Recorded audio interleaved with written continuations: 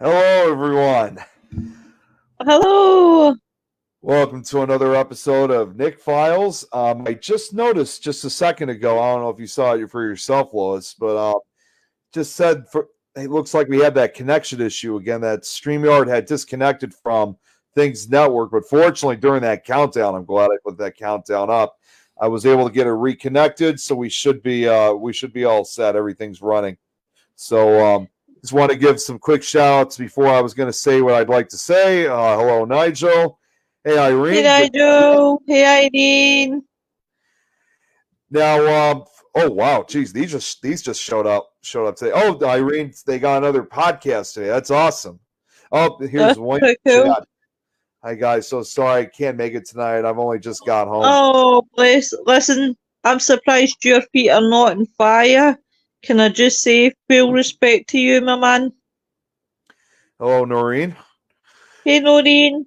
See, honestly, I actually can kind of feel that pain, if you will, because I ended up working an extra hour today. So How unfortunately, come? it was because of a cart that I wasn't done with. I didn't even know had to be taken care of. So I was, and my manager was not happy about it. So I thought I was only going to just take part in it, but I ended up taking apart the entire thing to put everything up.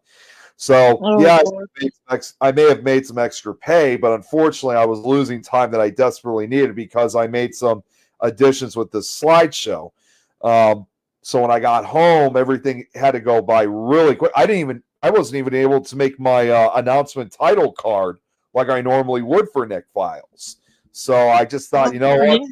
I'm going to have to go without it today. There's just no way I could put it together and say what we're going to talk about. It was either that or these additions, and I had to choose the additions. What's up, Tom? Good to see you. Hey, Tom. So today, I know I said this last week, but this And slide, the week before. yeah, this slideshow has been going a lot more longer than I originally expected it was going to be. So we're doing a part 5, and I'm really hoping this is the last part for the super outbreak of 1974. It should be. I'm hoping most importantly because if for those of you who watched it last week, for the second half of the show, we were I didn't have to speak as much because we were looking at nothing more than damage aftermaths from the tornadoes that struck on that day in 1974. So it's going to be easy for me because I don't have to do as much reading now. The picture, as I said last week, I'm going to let the pictures and audio and screen and videos speak for themselves. So without further ado, because I want to try to get to it as quick as possible, I'm going to share the screen. Lois, once again, I'm going to put you in charge of the comments because I won't be able to see them once I put this up. That's all right. So, I'm getting used to my job. I'm your assistant. so the last tornadoes that we stopped at was the Sailor Park, and this was Sailor Park in Cincinnati, if you remember. This was the one that Yep. went through 3 states, and I have footage for this one once again. This is from one of the Any F5 volume? tornadoes. What's that? Any volume? It's if there is, it's probably just music, but honestly, we don't really need the music. So having it silent, it's one of the few times where it's fine if you can't hear it. Yeah, Wow, look at damage. this was I think in the Sailor Park region, which again is not far from Cincinnati, Ohio. And this was, as a reminder, this was one of the F5 tornadoes that hit that area. Let's make sure to That, see how it's that's not where my brother goes a lot. Cincinnati. Cincinnati, aye. He loves it. It's a nice area. I've been to Cincinnati myself. Of course, obviously, you go to Cincinnati today and you don't see there's like almost nothing that had any markings from this particular tornado. I've actually really enjoyed this tornado because, as I said, it's one of those ones that's really, really blown my mind. This one particular, Oh God, yeah.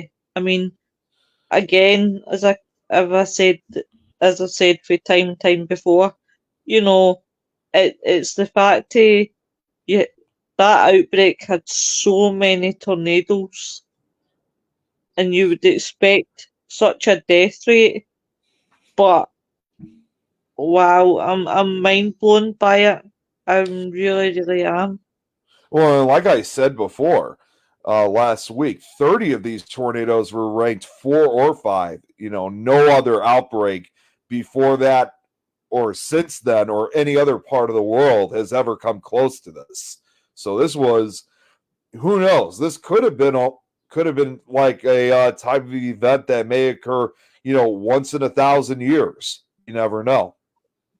Oh God, yeah.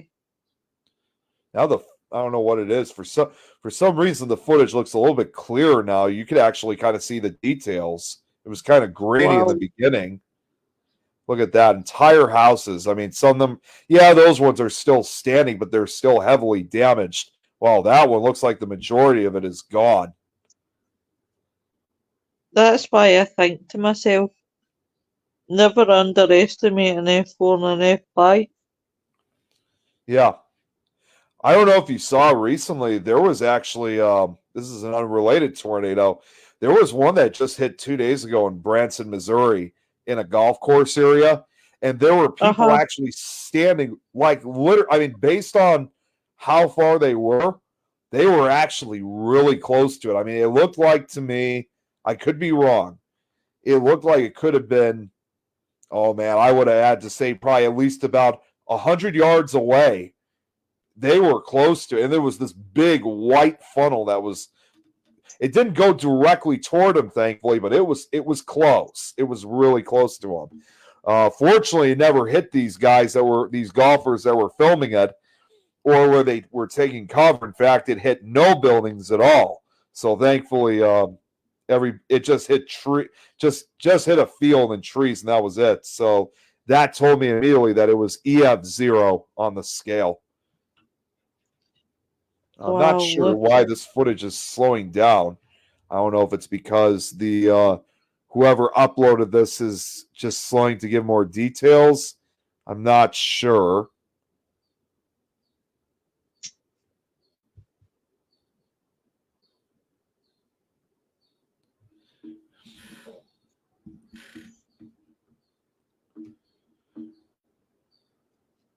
What's going on with the footage?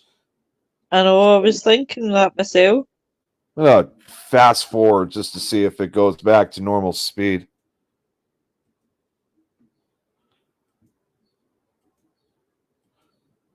That's really weird. Okay, well, I'm not sure what's going on with it, but I think we got to see the majority of like when it was on normal speed. So Yeah. we're just gonna continue onwards. Okay, so now on to photographs once again. Look at that person just standing in toppy. Yeah, it's probably someone of a she's probably a former homeowner, like just standing out in disbelief that her house is gone. Look at, obviously, the damage in some of these photographs. Yeah, It just shows you what Mother Nature can do. that's correct. Oh yeah, I think this was going to be relatively short-lived, but here are some much larger, clearer pictures of it. Look at this It right is. here. This house right here, the entire house is gone except just the clean concrete slab. That is classic F5 damage right there. That's when the house is as a reminder, F5 damage occurs when the house is completely gone, leaving nothing but a bare concrete foundation. So it's That's completely crazy. clean. And it's crazy to think the house right next to it, yes, you can see there's some damage, but it's still standing. This one obviously was directly in its path compared to this one. See, that's the thing about tornadoes that memorises me. It can hit one house, miss the next house, and then hit the house next. It's like it kind of puts me in mind of a bouncy ball. when you Yeah. bounce a bouncy ball and it just up and down. And you think to yourself, natural disasters, they cause all sorts of damage. And it's amazing when you hear about tornadoes and they miss one house and then they hit the other. Yep. It leaves the other one completely untouched. That's usually the particular rules that go on when it comes to tornadoes. So, actually, we got footage right here, and this one does have sound in it. So, let me know if you could hear this one. It's only a minute I will long. do.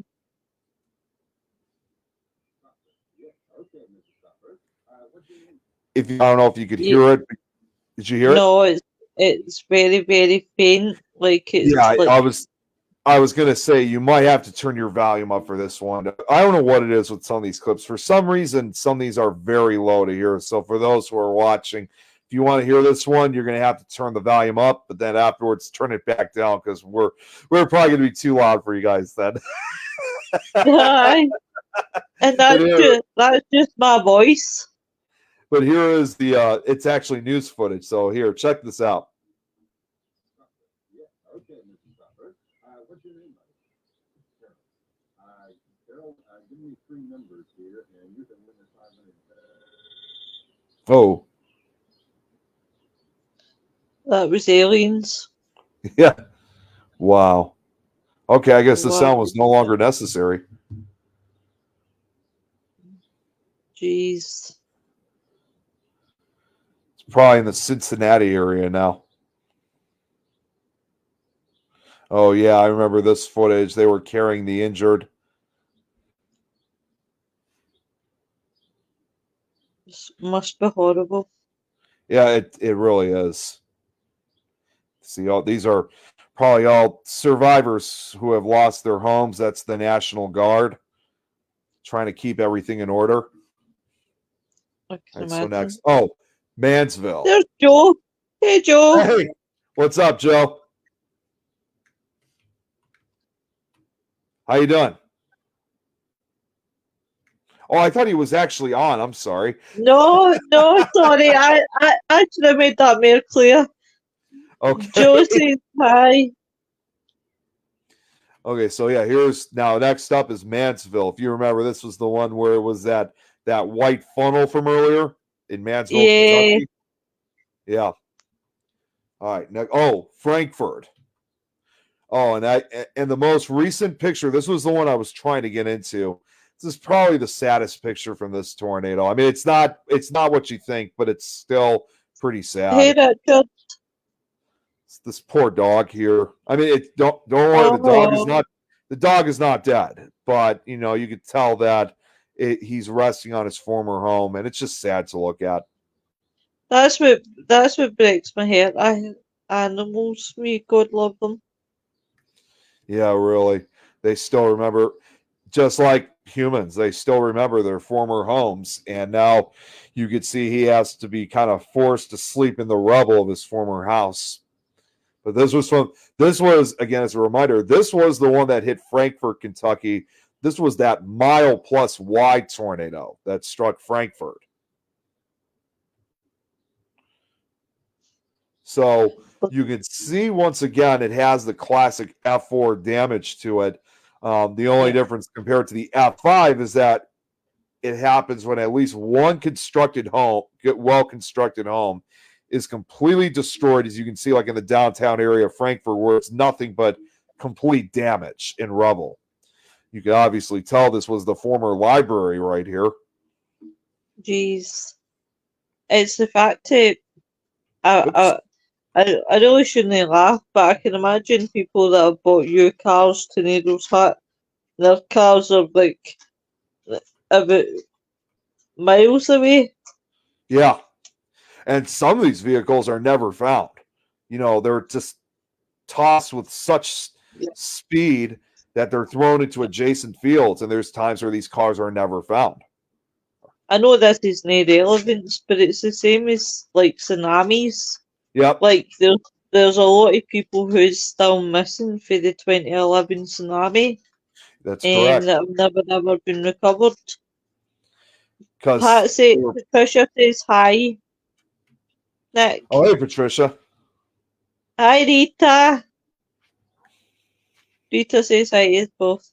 But yeah, it's just amazing, like how whether it's water, wind, or Look at this. whatever.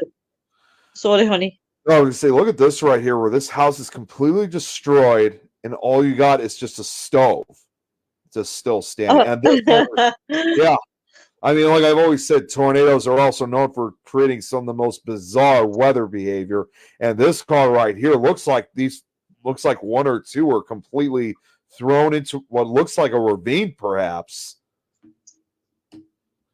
Oh, wow. Doesn't even look like it's even close to the road. This is probably, who knows? It could have been a mile, 2 miles from the road that these cars ended up in this ravine.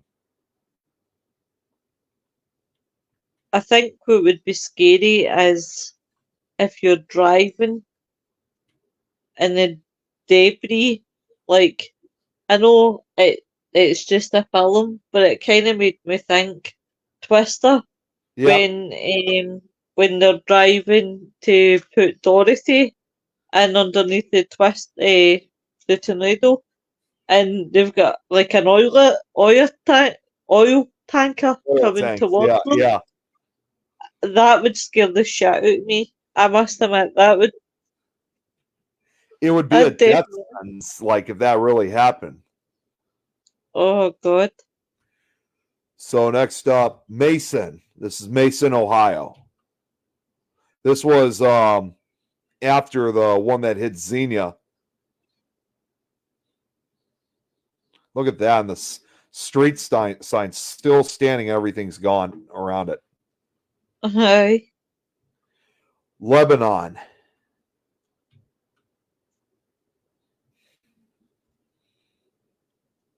Just unbelievable.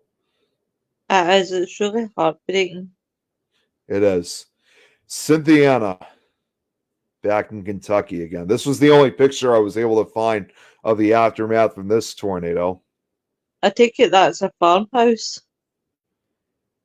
I don't know if it is. I think it looks like there's pillars on it. So I think it might actually be a house. If it is, I mean, based on its appearance, it looks like it's also a historic house too. I mean, it does have that look that it could be at least 100 years old. So, I mean, at least the house is still, you could tell the house is damaged, but it's still standing. So at least it's still standing, but the damage is still done to it. Do you know something? I got to honestly say, I love the American names for places. Yeah, some of them sound weird, but yeah, we got some interesting. We got a lot of interesting names throughout our towns. Okay, so this next one. Okay, this is footage once again. This is Richmond. Here, I'm gonna shut this off. This is only about 3 minutes. This was that. As a reminder, this was the one that showed the pictures of it at nighttime when it was going through the outskirts of Richmond, Kentucky. Yeah. And as a reminder, this one didn't really affect very many structures. It actually primarily tracked through the rural areas. It was on the outskirts of Richmond, so only a few structures, is like what you could see right now, were hit by the F4 tornado. Oh, somebody's Jeep by the looks of it. Just crunched up. Somebody was in that car, undoubtedly. They would have died immediately.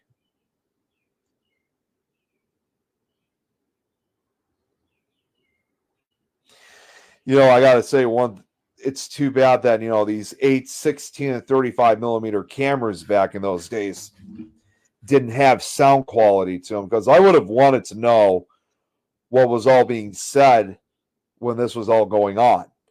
I mean, they did have, I know they did have cameras that had sound quality, but back then getting those with sound quality were very expensive. So a lot of people had to rely on the silent film cameras. What I would love to know is, it must kill. It must cost you guys in America billions and billions and billions each time to rebuild a town and remake the houses. It must Yeah. cost billions. In spite of that, a lot of times, though, I mean, when it comes to big tragedies like this, and I don't think it's just here for the United States, I think it's like that for really most countries around the world when disaster strikes, in spite of how much the cost it will be, nonetheless, rebuilding starts immediately. Although, of course, on some rare cases, though, some towns are never rebuilt. What one That day I that keep was thinking, That was actually something that just happened recently last year when those hurricanes hit down in Florida, in Central Florida, and the damage was just so horrific. I mean, nothing like I've ever seen with previous hurricanes before that hit the state of Florida. And a lot of people who lived there most of their lives, a lot of longtime residents, even then they were questioning, saying they really had. It was just kind of like, in a way, kind of like with Galveston, people really had to make a huge decision. They were asking, hey Holly, hey Holly, um, they what were, about what about New Orleans? Did they ever build for New Orleans again when it went all underwater? with Katrina. Yeah, Yeah, they've rebuilt since. Like the historic area, fortunately, escaped. Well, some areas of like the French Quarter were affected by Katrina, but most of it did manage to survive. I don't know if every single like area was completely recovered, but I know they rebuilt a lot of New Orleans though, so that has recovered since. oh God. Okay, so this next one, Tanner and Harvest. This was as a reminder, down Tanner and Harvest, Alabama. This was that those two towns that were hit by the two tornadoes, the two F5s. Tell Oh that's the wow. trailer. Yeah, you can tell that's a trailer park. We obviously see the damage here is much worse. I mean, it's so bad that you can't even tell which area was hit by one of the two tornadoes.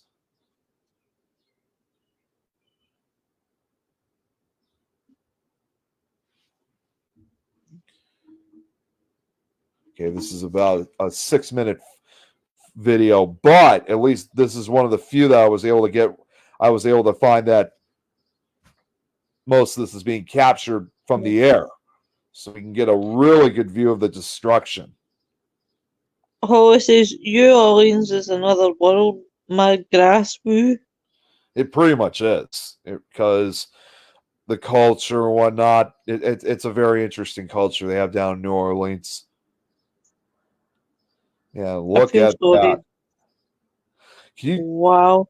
It's crazy. You see these like houses again, just completely gone, and the only thing that's really left that is recognizable. Oh wow, looks like they got flooded in that area. Yeah, look at it. It looks like it's a bridge that's went under. It's possibly, well, either that or most likely either one of the tornadoes must have hit the bridge and demolished. Oh, look at that! See another clean slab. Another example of F5 damage. And not just that, there's been a couple of clips there that you can see where a house has been shaped. Yep. That half of that house is gone. I mean, just look at the damage, Nick. What an F5 can do. It's wow. Another slab. It's another former house that was there. It's just devastating to think, everybody's livelihood, like everything they worked hard to get to have a house like that, all their possessions. I mean, I'm sure they may have recovered some of their possessions after this, but most of the stuff they were never going to see again. Their lives were completely turned upside down from this. And especially for those down in Tanner and Harvest, Alabama, you know, the fact that they were hit by not one but two F5 tornadoes.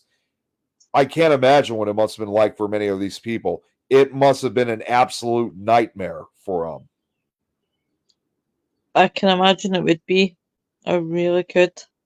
And I told you about that one death that occurred. The man that was injured from the first tornado was taken to a church for his safety, only for the church to collapse from the second tornado, killing him. It was almost like he was not destined to survive.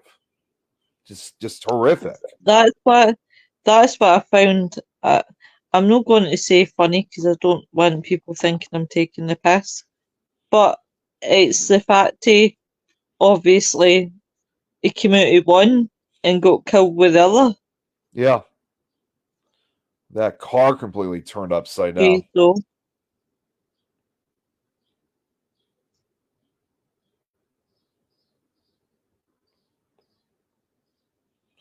I often wonder if any of these houses that they've been showing, if any of the fatalities occurred in any of these houses. Because I I don't, reckon so, probably. yeah, well, and I don't see any movement. So either if there was fatalities, obviously they would have already died, or these people probably already left. Or, you know, either they left and went to a shelter, or they probably, oh, look at that, livestock everywhere. Or they also Oh, probably they were probably injured, so they're probably at the hospital right now. I don't know if that's supposed to be a school or some other type of business. But it obviously was some type of business building. The hell is that? I couldn't see too well what that God was. knows. Holly says underground is the best place to be, or in a place in the house that is surrounded by other rooms. Yeah. Personally, I would go underground because I would be terrified. Well, see, here's the sad part too, and this is something that goes for Alabama, for a lot of not just Alabama, but throughout the southern states. A lot of them actually, surprisingly, do not have basements. Eileen, who lives in Mississippi, neighboring state, she can confirm it, because the reason why they don't have as many basements and I'm sure Eileen will correct me this. I think it's because of the soil they have there, which I know they have a lot of red soil down in the south. Yeah. And it's very kind of saturated, if I'm correct. The soil is just too soft. So unfortunately, they're unable, unless it's absolutely necessary, they can't build basements in their homes. So, like where I live, in Chicago, majority of our houses here have basements. But you look at states like Mississippi or Alabama or Georgia, they don't have them as frequently. If there are basements, probably most of the time, unless it's like a residential case, like a rare case scenario, most basements down in the South, I think, are kind of more or less used for storage areas. So a lot of these people down in Tanner and Harvest didn't have basements, especially at that time.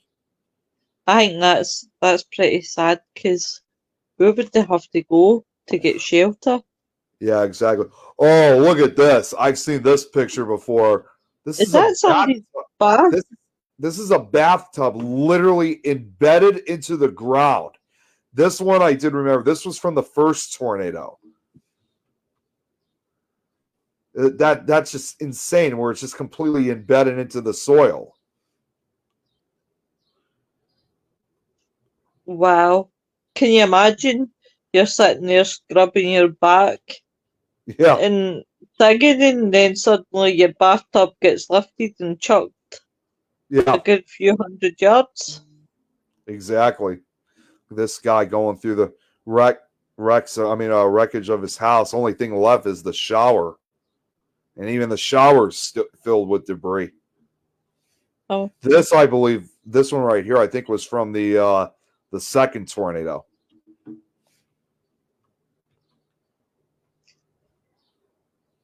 And it's even scarier more than anything else, as a reminder, not only were these two F5 tornadoes, these also occurred after dark. So you could, unless you were at a far distance and you had lightning or power flashes to guide you, you couldn't see where this tornado was coming from. You couldn't see them. That's the problem.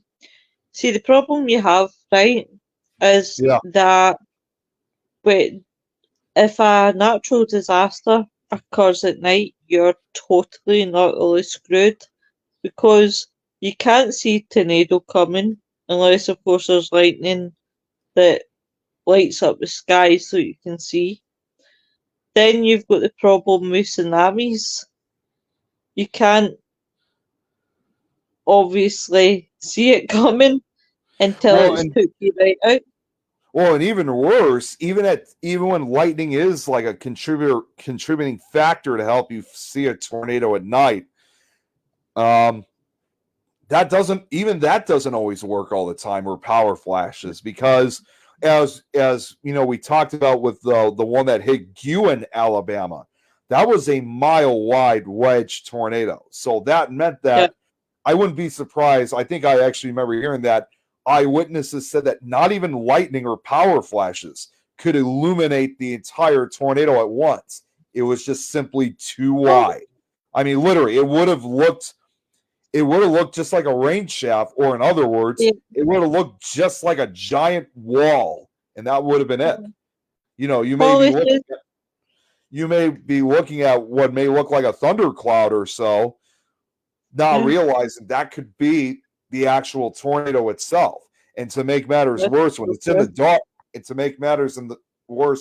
it's in the dark, you probably can't even see the rotation. You can't even really think, "Oh, there it is," or anything like that. It's not until you hear that. Yeah, it's not until you hear that roar, that train-like roar. Holly says water table is too close to the surface. Yep. Water table is too close to the Yes, same surface one, for yeah. basements. You can hear them as they're getting close. Oh, we've got Terry Terry? Cooper leads. So next one, let's see. But I tell you what, Holly, I definitely, for you guys in America, I definitely applaud you guys because you get it really, really rough. Yeah. Well, especially right now, especially what's been going on in the Great Plains areas. You know, again, Tornado Alley in particular, Nebraska, Kansas, Oklahoma, and Texas, they've still been getting a lot of tornadoes lately. I don't know what's going on, but it's getting really. I've actually had to reach out. Oh, hi there, Belle. Hi, Bill. There's mean, the love of my life. It's just I don't know what it is. I've had to check with several investigators throughout those states just to make sure they're okay. Here's a question for everybody in the chat, and obviously your good self. But don't you think, since obviously I've got to watch my wording because YouTube, we're not on YouTube tonight, are we? No, we're not this time. See, I wish StreamYard could allow us to add more destinations, but unfortunately, I can't. Not this time. Well, thank God. I can say it then with there been any issues. Have you guys not found, right, since the pandemic of 2020, and everybody's going to think that I'm totally off my head, which I am in one direction, but don't you find that there's a weather change? Like, for prime example, particularly in Scotland, everybody knows all it does is push the rain in Scotland, right? Yeah. And we don't really get good summers anymore as such as I could remember them when I was a kid. Obviously, pandemic of 2020, we all went into lockdown across the world. In Scotland, I have never seen or felt a summer in the heat that we had when we were in lockdown, weren't allowed to do anything, couldn't go down the beach, couldn't see your friends or what. and I've found the weather to be so weird Yeah. from then. And it's got me thinking, why? Because, as I said, we were actually, at one point, Scotland was warmer than Spain. Oh, really?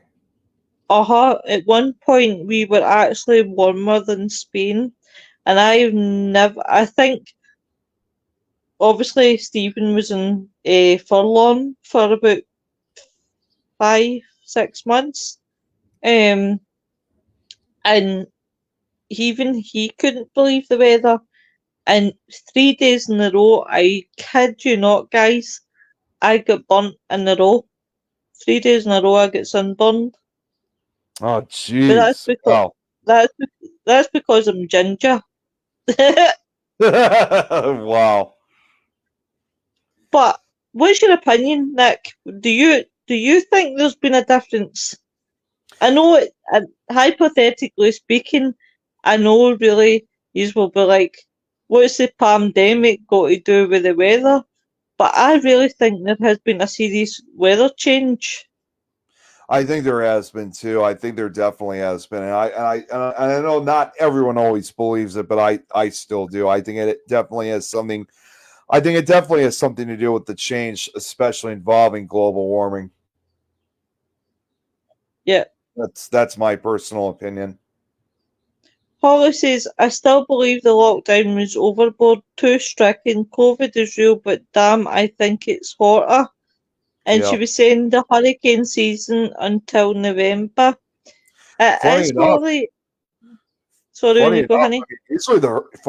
usually the hurricane season actually starts in June, but it's not unusual for hurricanes to start a month early. So yeah, usually it's June through November, but yeah, it has started early this year. And believe it or not, Scotland has been quite warm for the past week. Yeah. All right, so let's see what we got next. So next up, Jasper, Alabama. This was the F4 that was on the ground for like nearly 2 hours. Jasper Wow. Decorator Center. Yeah, this directly affected the downtown area. Whoa, look at that! With I was going to say, is that a tree? That's a tree with parts of the cars wrapped around it.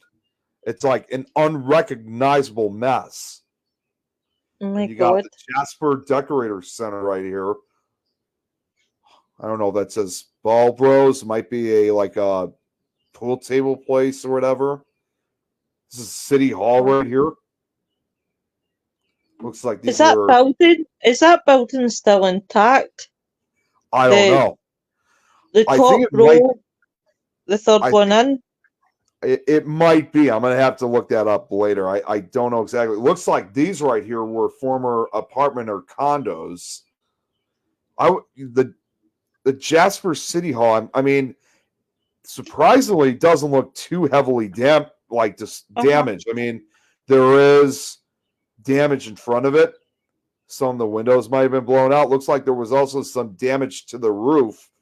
But other than that, it looks perfectly fine. Even the flagpole is still standing, and its flag is partially intact. So, wow. Looks like the city hall was lucky to have escaped disaster. Let's see what else we got. Oh, this is Angola. This is back up in Indiana.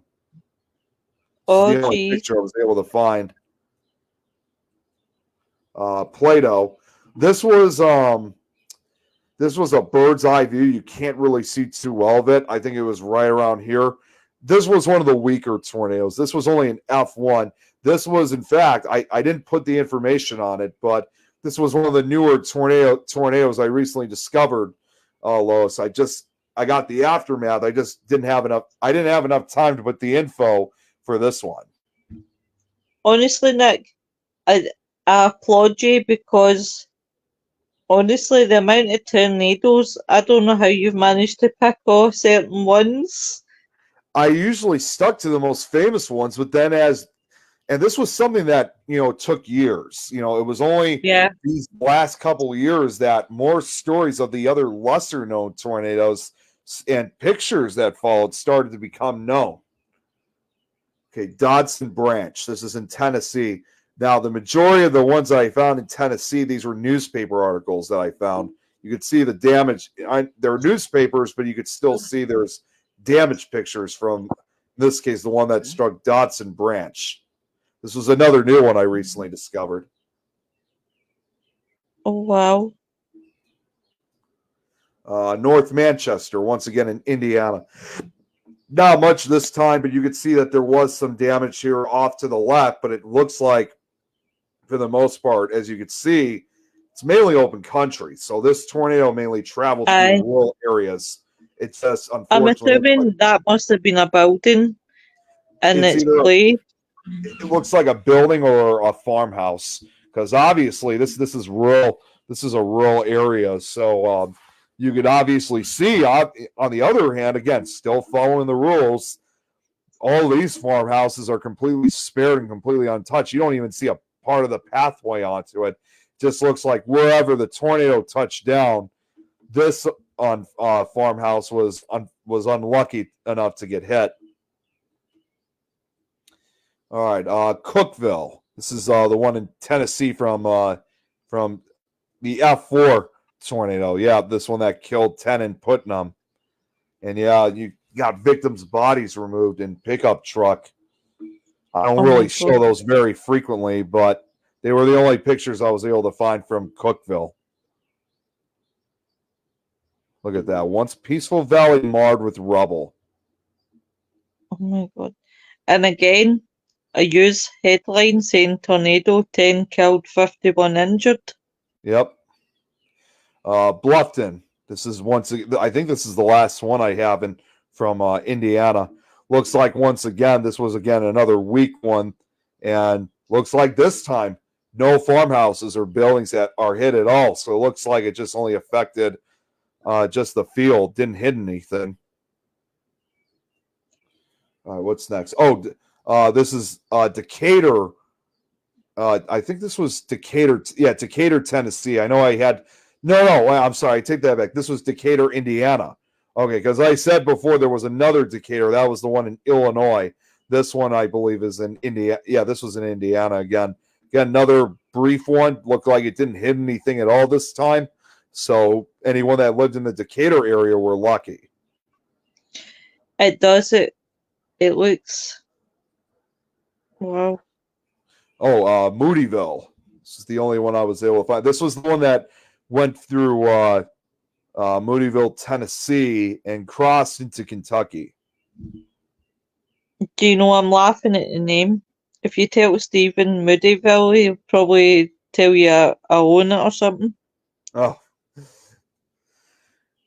Sycamore. Look at that right there. This was the only image I was able to find for Sycamore. This is another new one down in Tennessee. The majority of the rest of these pictures are going to be mainly from Tennessee and Alabama. Okay, Jamestown, Tennessee. And I liked how I put this one. Is that a boat on top of a car? You know what? I didn't even notice that. I don't know what that is. The hell is that? No, actually, it's like on top, and it looks like below this. Looks like this might have been a mobile home. Oh, holy shit! Jeez, I hope nobody was in that. And I liked how I designed it because. Oh wait. Oh, I guess. Oh, whoops! Hang on once. Oh, wait a minute. Okay, I was thinking of something else. Never mind. Yeah. Let me just fix something real quick, though. Right, while you're fixing that, Holly says, I can't comment on Scottish weather because you're all just cold. Listen, the weather actually, Holly, for the past week's actually not been too bad. It's been really warm. It's been getting warm over here, too. Oh, Nick, I couldn't imagine the American hotness. I've heard how hot it can be. In fact, actually one of my friends who stayed in Witchard Falls in Oh yeah, Texas. She said that obviously you could actually fry an egg. That's how yeah, warm it was. yeah, you can. I've heard of that actually. Yeah, like like in Texas, New Mexico, Arizona, that will happen. Okay, so let's try that again. So Jamestown, and I had one more picture for that one. This was the newspaper article for this, where it shows additional damage pictures. Tornado kills 7, injures 150. Again, it's mind blowing. Oh, Flat Rock in Windsor, Ontario. This was the one that hit the curling club in Canada. Oh, I was going to say Lauren to Here, hold on one Ontario. second. I'm not sure what's going on, but I'll get this fixed. I don't know It's what it is. alright, honey. B. I don't know All what this it is is. for you, love. Not sure what it is, but for some reason it just won't cooperate with these with this video. Okay, hang on. What was You're this one fine. called again? I'm gonna try to re-add it. No, you're fine. Holly says we did an experiment in school, fried egg in the parking lot and the sidewalk. I can totally believe when it gets warm over there, literally. Yeah, I believe it too. That's why red-haired demons never go to hot places. We die in the cold. Let's try that again. Okay, I got all right. So this should be interesting. Oh wait a minute, I forgot. Okay, there we go.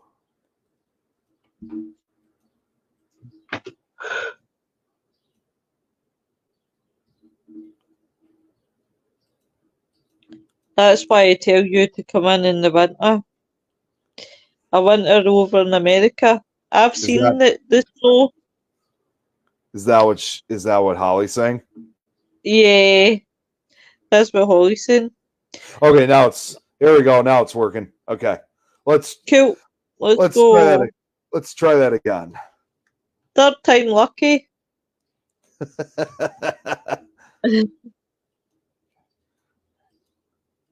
Or maybe not, Nikki. Well, no, You I have to reset it every time when I have to stop the screen. Okay, as it now gets down. it might. Let me know if you could hear it when I play it. Okay. No, I guess there is no No. sound. No, there's no sound. But no It's the sound. Windsor Curling Club in Windsor, Ontario, Canada.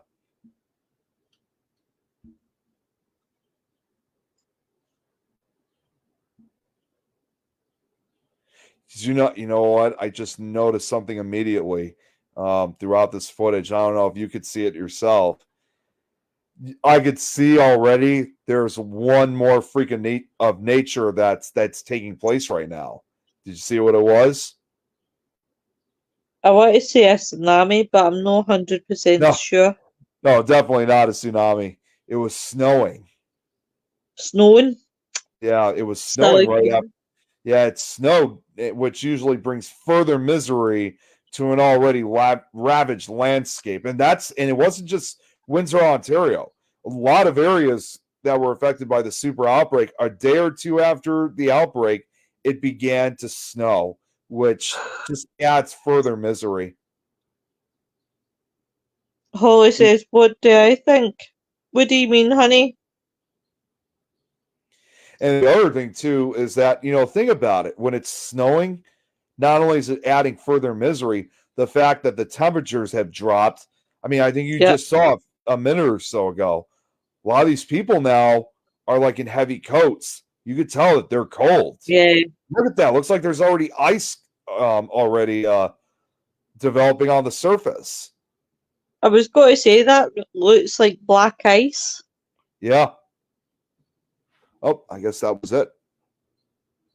Oh, I'm so memorized about how you get all this information, Nick.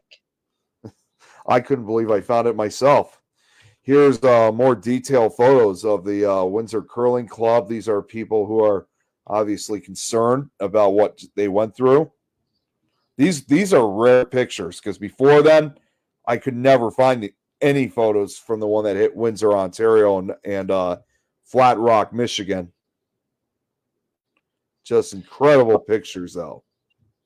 Holly Oh. says, never mind. Real snow is not something we have to worry about.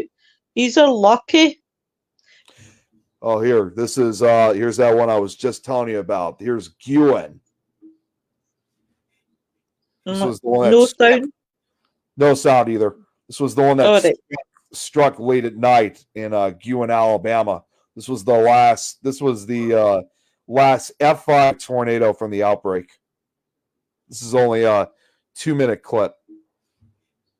I feel so bad for the people that ended up with the F5. Yeah.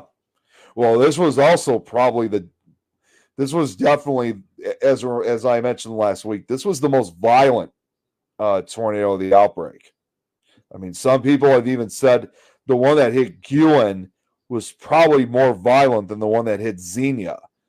But then again, there's still kind of a debate between the two because both of them were F5 tornadoes.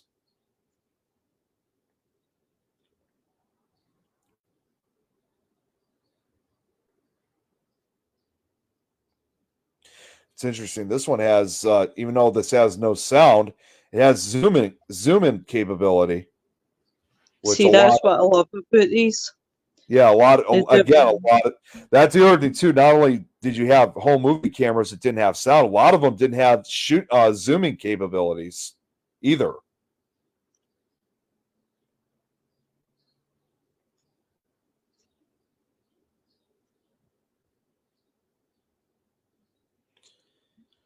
And this is probably some really good picture quality too. So actually, do you know, I was sitting here thinking that myself, it's got really, really good quality considering some of the other last ones I've watched. Yeah, the other ones were pretty grainy. And pixelated too. But this is definitely some of them did show clearness to them as you watch the later part of the videos, but this is the first one that I've seen so far where the entirety of the video is completely clear.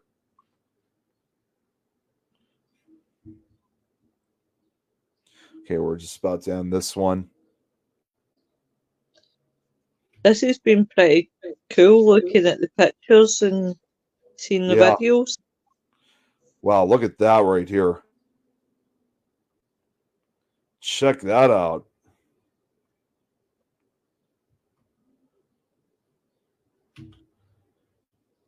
Just an absolute just destruction, just mass destruction.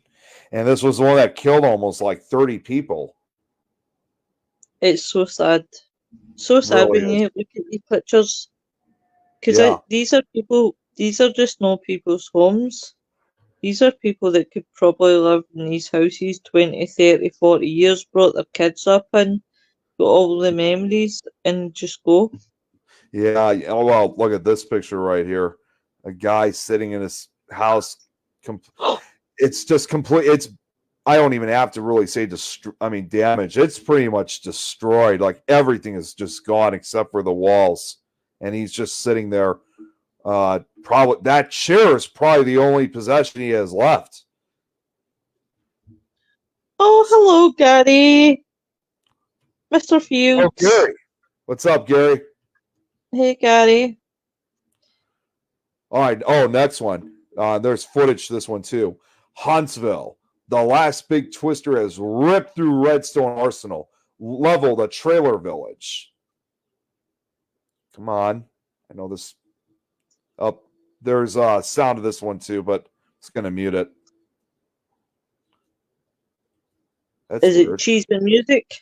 No, that's weird. Why isn't it playing like it usually does? Not this again. Oh, Gary says he loved this. Hang on. Love you too, Gary. Hang on. Let me Gonna have to fix this again because apparently the video is not cooperating. Oh, Nick. You're not I having good time with these videos. I don't know why it does that. It just doesn't make any sense. Okay, well, I can get this fixed. You know me, I can get this fixed very quickly, and we'll have it ready. I'll tell you that you are a far better person than me doing IT. It's I mean, yeah, I mean it's not as easy as it seems. You know, definitely this took a while, but it was definitely worth putting together. It's been amazing. It has been an amazing run. So does that mean after tonight I'm sacked? That's me done. My time. Maybe, I don't know. Watch this space. We might cover the 148 tornadoes. You never know. You see, I don't know what's going. Okay, you know what? Here, I'm just going to show it this way because for some reason I just looked at the original file, and you know it's playing the music, but it's not. Wait, what? Cheeky Gary says press play might help. Well, here, I'm just going to do it this way. Yeah, it's like it's playing, but it's not showing the. It's just Holly not says you're awesome. Thanks, Holly. Okay.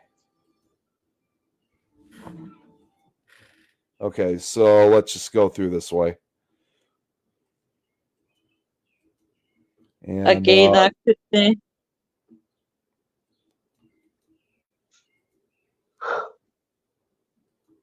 There we go. Now you can see it. Yep. Is it meant Yeah. to be sound? There was music, but I just muted it. So, but Right, other than that, okay. no. But yeah, this is from Huntsville. I just like to check. No, it's actually fine. That tree looked so bent. Yeah. Not as good quality as the last one was, but you could still see the devastation in this case with Huntsville. Oh, look at that. A toddler there. Oh boy.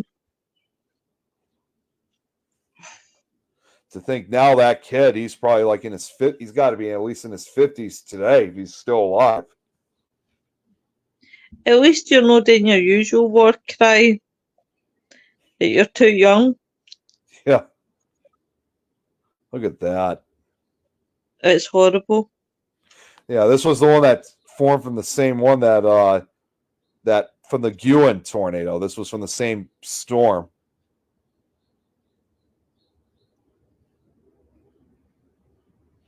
That looks like you got the National Guard.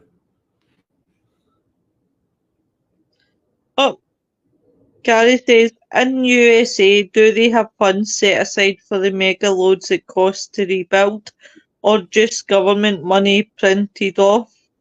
He's asking Nick.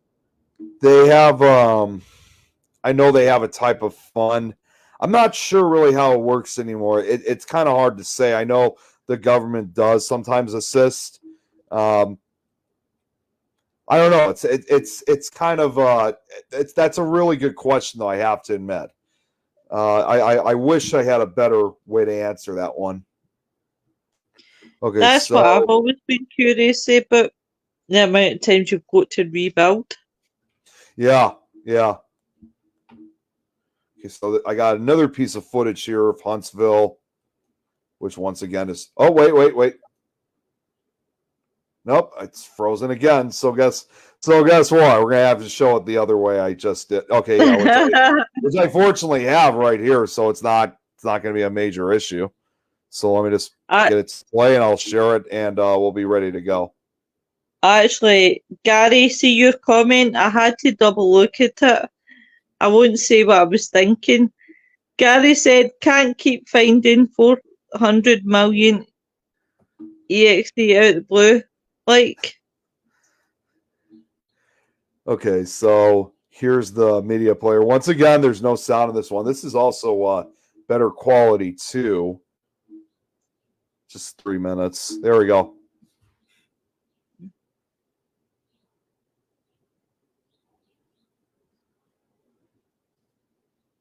Check it out. Holy God. Is that a church? It looks like it. I think that was a church.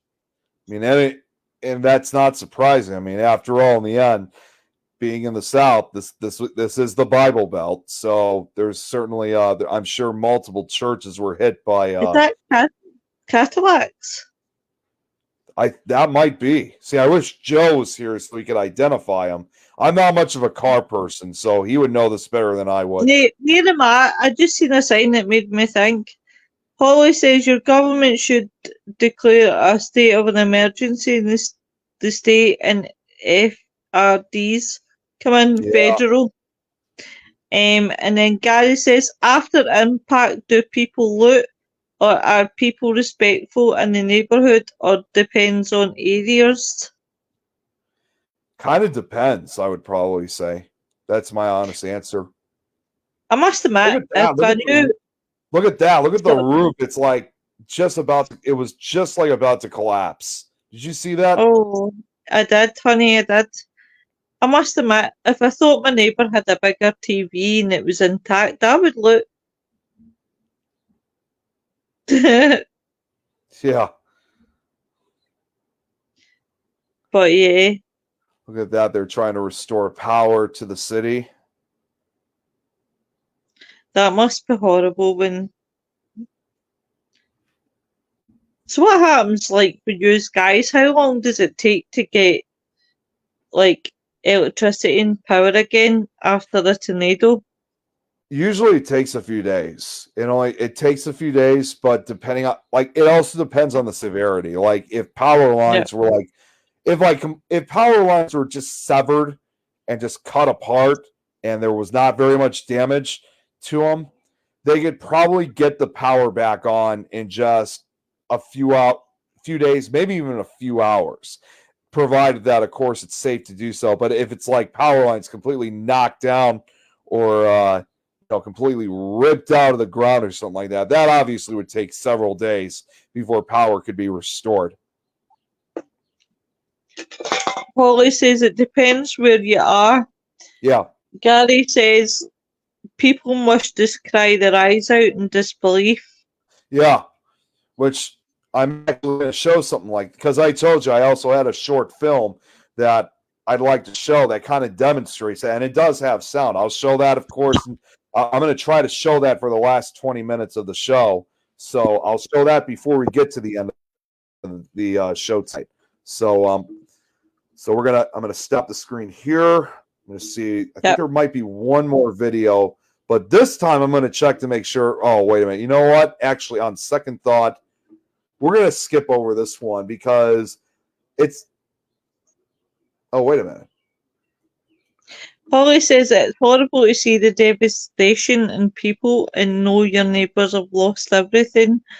And then she says, no, we have lost power for weeks and months. That must be horrible when you don't have power. And obviously seeing your neighbours lose absolutely everything. Oh, I see what's going on here. Okay, so let's see. Okay, yeah, you know what? I'll have to save this last clip for another time because it's actually a compilation video, and unfortunately, it's well over 20 minutes, even if I cut some of it out. Does that mean that we're going to have a part 6? No. Does that mean you need it next week? No, we're gonna have to cut it because unfortunately, I would have to edit it, so it'd be too time consuming. But I will save it for a future time when I'm ready to go. You were building my hopes up there. I thought you were going to tell me part 6. Well, I mean, you never know. You still never know. But here are Gary's away. Right, off to bed. Have shared folks is up for work. School in the morning. Bye, my darling. Good seeing you. Bye, Gary. So here are the next pictures I got from the tornado that hit Huntsville.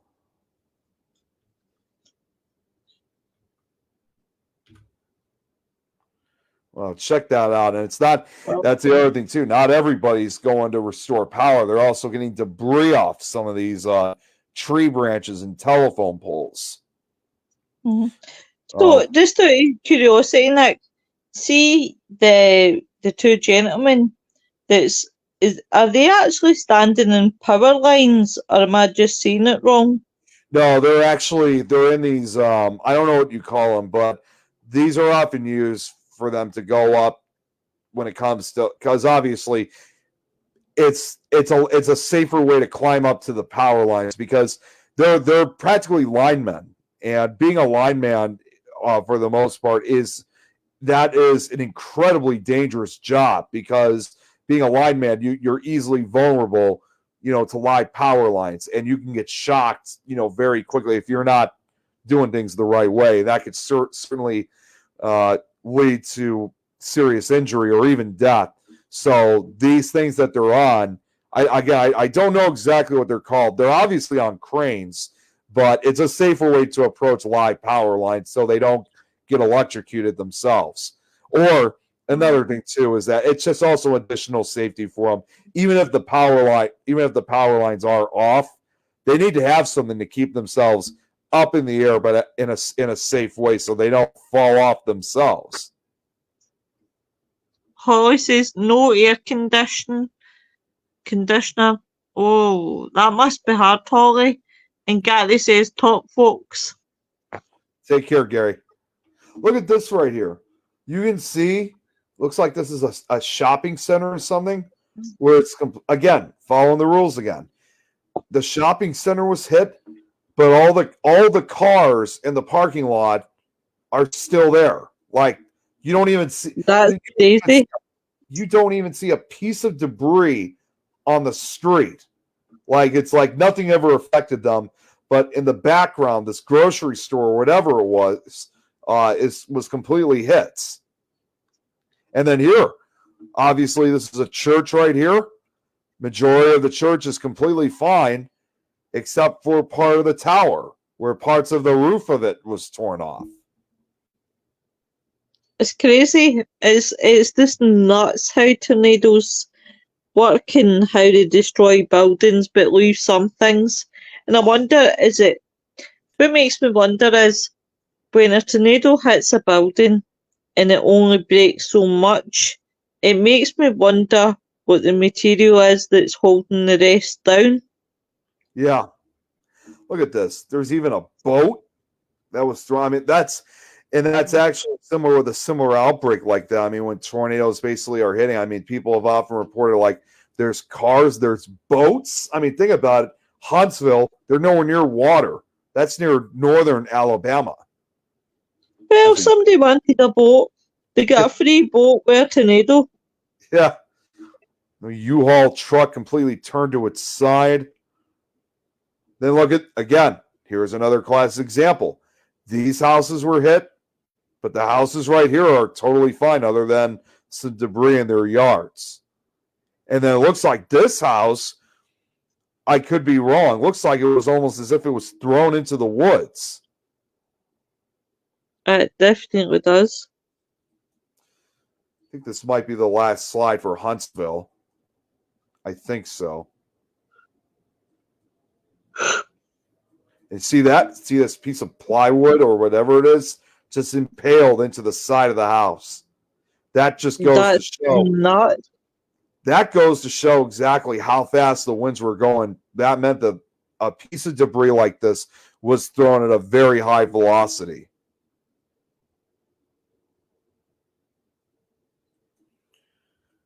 Okay. Oh, wait.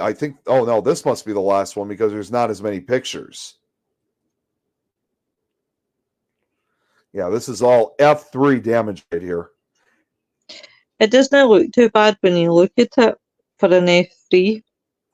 Well, an F3, obviously, that's usually, I've always said, even though F2s are also considered strong, I've often still said EF0s to EF2s are usually the weak ones. EF3s to 5s are the stronger ones. All right. Oh, next one. This is another new one. Ostello, and back in Tennessee. Historic church damaged during last week's storm. Uh-huh. Livingston, Tennessee, got a new one right here. Which again, once again, I had to use newspaper articles to show the aftermath. We have a Livingston in Scotland. It's a pretty common name for a lot of towns. Earlyville. Oh, this is kind of a sad picture right here. See that? See a child there? Oh, I didn't even see that one. They're probably on the remnants of their former house. And this guy right here, too, same thing. He's sitting in the foundation of his former house. Tornadoes take heavy warrant toll.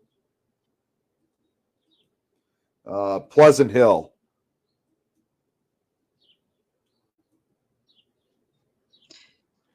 Oh, wow. County. Oh, now this is interesting. A Night of Terror, Days of Recovery. I like the newspaper articles. I like their titles. Yeah. This is the last. Actually, no. We're almost down to the last one. This is Knox, Tennessee. Oh my God! I just noticed this. Said 2 in Knox among 52 known dead across Tennessee in tornado wake, and I can see they identified who those 2 were. Look at that. Infant twins killed in trailer here. Oh my God. Or 2 babies. Where babies died. Yeah. It's so horrible. That's devastating. More than 100 in hospitals. Storm leaves heavy damage. Jeez. Okay. Oh my God.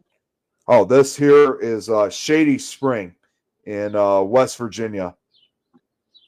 These are probably the rarest pictures I ever found for West Virginia.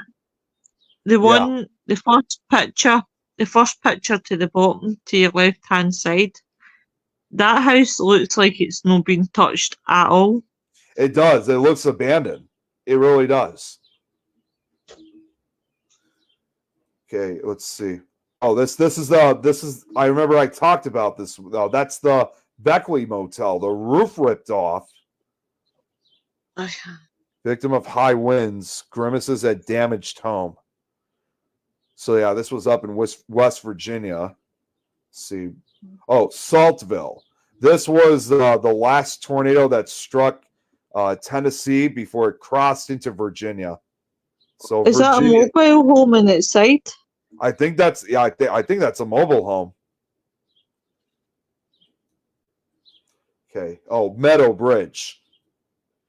And you know what? I'm sorry to bring this one up, but once again, this was where another child was killed. That was that little girl that was killed in her mobile home from this tornado. Oh, I can remember. Yeah, when the trailer was turned upside down onto the railroad tracks. Was she not the only victim? That was the only victim at the whole place. She was, I think, only. Well, I think she was the only victim of this tornado, but she was not the only victim of the tornadoes that struck tornadoes when they struck West Virginia. Because this also happened very early in the morning. This was when people were still asleep. And once again, look at this. You see everybody's dressed up in heavy coats because it's probably snowing. It's got to be freezing outside. Oh my God. And they got nowhere to go for warmth. So it's got to be hell freezing out there. Oh, and finally, Roanoke, Virginia. Again, they have pretty wacky names for towns. Yeah. Look, now that's definitely a truck trailer overturned at Russell Transfer in Salem. Unbelievable. The pictures are really it's mind-blowing. Yeah. Now, we've almost come to the conclusion of all these pictures. You've seen the majority of the pictures, but I already can see, there is one more collection of pictures I'm going to share. This is probably the most of them, so I'm going to try to get through as many as I can. I guess you can kind of say I've saved the worst for last because you've seen a lot of different ones, but I'm sure there's one that you still haven't seen just yet. And this is why I saved this one as the last. Xenia, miles of sheer destruction and stunned survivors still in shock. So we got. Is this a video? Yeah, it is. Right. Hang on 1 second here. Okay, now it just decided to freeze up. Hold on. Just blame StreamYard. Damn. Okay. Here, I gotta reopen it again. I don't know what happened, but we'll get this fixed.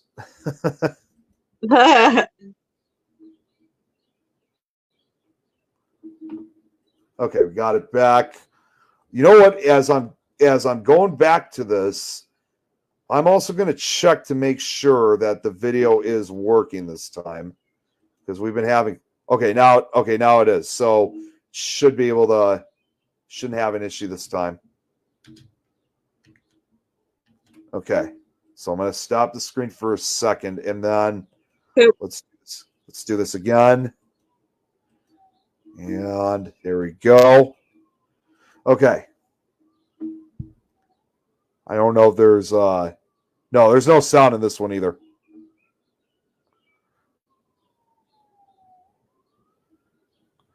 So here's the worst of them all. I can imagine how much it took this little town to rebuild again. Yeah. And I've been to Xenia. It's a really nice little town, but I'm sure it looked a lot better before the tornado hit. Because like I said, some of these these buildings that this tornado hit were over 100 years old. So part of Xenia's history is gone.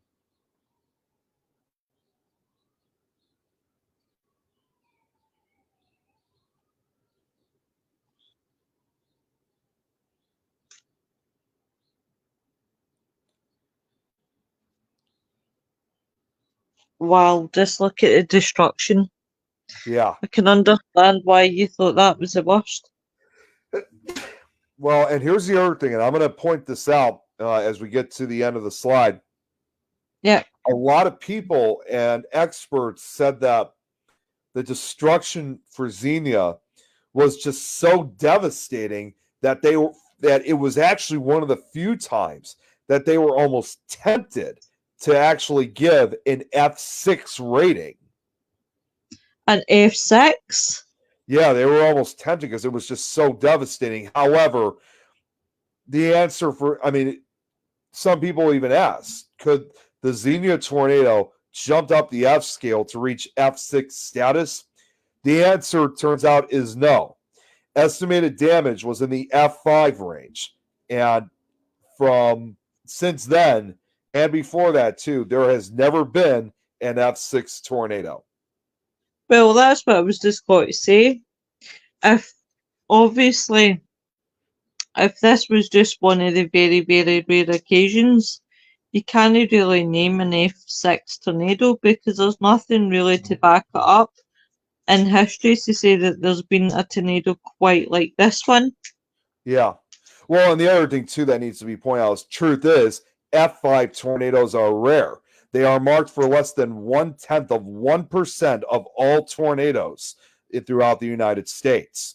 Obviously, during the 1974 super outbreak, the Xenia tornado was one of 7 F5 tornadoes recorded in a single day, but that was an extremely rare event. So yeah, in other words, only when it comes to an F5, unlike this outbreak, for the most part, oh, look at that. That's welcome sign of Xenia. The most part is when it comes to an F5 tornado is that usually only one tornado in 1,000 generates that power. That's why I said less than 0.1% of all tornadoes are F5s. However, I didn't mention this before, they are accounted though for 24% of major damage like this. Yeah. Oh no, God. Looks like this was I We, think this might have been Xenia High School. It might have. It's that. Looks like it caused flooding too. Or wait, maybe that's actually a so. lake. Okay. I don't know if no wait, that's not Xenia High School. That looks like a different school. I was going to say, Rita's asking how my back is. I'm in terrible pain tonight, so I can't settle. I'm trying to find comfort, but I can't find comfort. So if you see me going up and down Okay. that how Yeah, I know. I feel bad that you're in pain. that's I think it's alright. I took my medication, so if I look a bit meh, that's fine. But no, it's one of those ones where you just look at Xena and you look at the damage and you just think, oh my lord. Well, and it's I don't like using this word either, but it's kind of funny to think that when I look at footage like this, it's also well, I won't say funny. It's crazy to think too that I've actually had the opportunity of interviewing a few survivors from Xenia. Yeah, I actually forgot you're on the actual group page, aren't you, for the 19 74 outbreak, yeah. So break I've been guy. fortunate That's to see crazy. when I read that account, I have that. Oh, let me hold that thought for just a sec. Here's an actual news clip with Xenia. So it's Oh, about a that's cool. 12-minute long clip. So this one's going to have sound to it. Let me know if you could hear it. Who remembers Xenia? It was one of the towns destroyed on April 3rd when tornadoes roared through Yeah, the you can hear it. Okay. vacuum cleaner. It was a place reporters and cameramen converged on because the devastation was so shockingly visible. It was the place where the twister cut a path of ruin more than 3 miles long and several hundred yards wide. We decided to go back to southwestern Ohio and take a look at Xenia a while after the spotlight of national attention was turned off to see how the people were coping with a disaster that is beyond the imagination of most of us. Our original idea was to squirrel the film away for a report to be done in 6 months or so. It was to be a then, in a then and now look at Xenia and the Xenians. But we found the mood of the place in the short-term aftermath of the tornado such a compelling combination of hope, exasperation, and courage, we felt we ought to share the story with you this week. Just going to pause it for just a quick sec. This is my first time seeing this footage. So this is just as new to me as it is to you. Oh wow, that's pretty cool that you've never ever seen that. So you'll enjoy it as much as we do. What's that? You'll enjoy it as much as we do. Yeah, exactly. That was my intention. If I downloaded these clips a long time ago, but I thought there's definitely going to be a specific purpose for it someday, and I'm not going to watch until that purpose is made. And I'm glad I made this. So here we go. We thought we ought to share the story with you this week.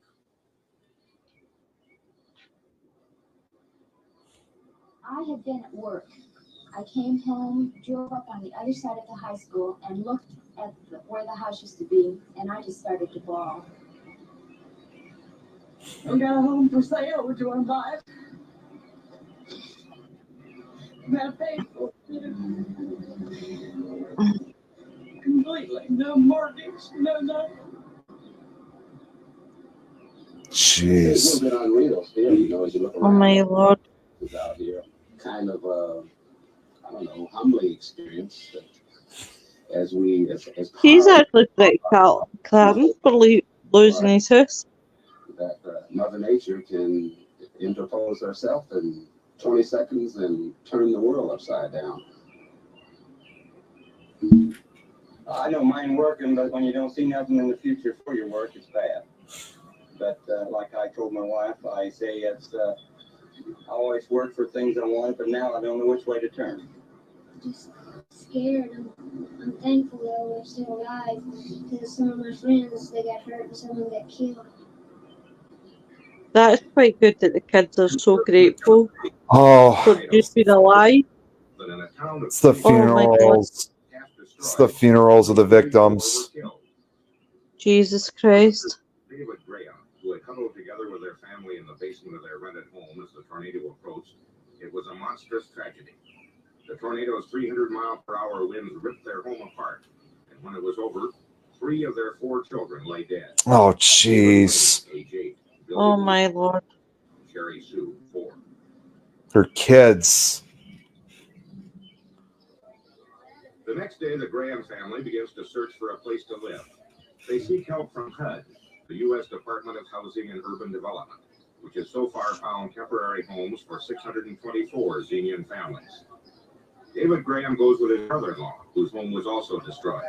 Since you have no insurance, HUD will pay for first 3 months for sure, and then go back and assess the damage on your home. If you still can't live in it, they'll renew your contract every month. Up to a year. Okay? The Graham's surviving child, 7-year-old Bobby, had been injured and is recuperating at a hospital in nearby Dayton. His parents come bearing the good news that they have found an apartment. Have you got a place to live? Yeah. Got another apartment? Hey, Bella got a place right down from us. Yeah, Delbert Daly lived right down the street from us. And listen, Delbert Daly said he'd take you and get your hamburger as soon as you got home. That was time Easter. That's right, Easter Sunday. I didn't think you remember.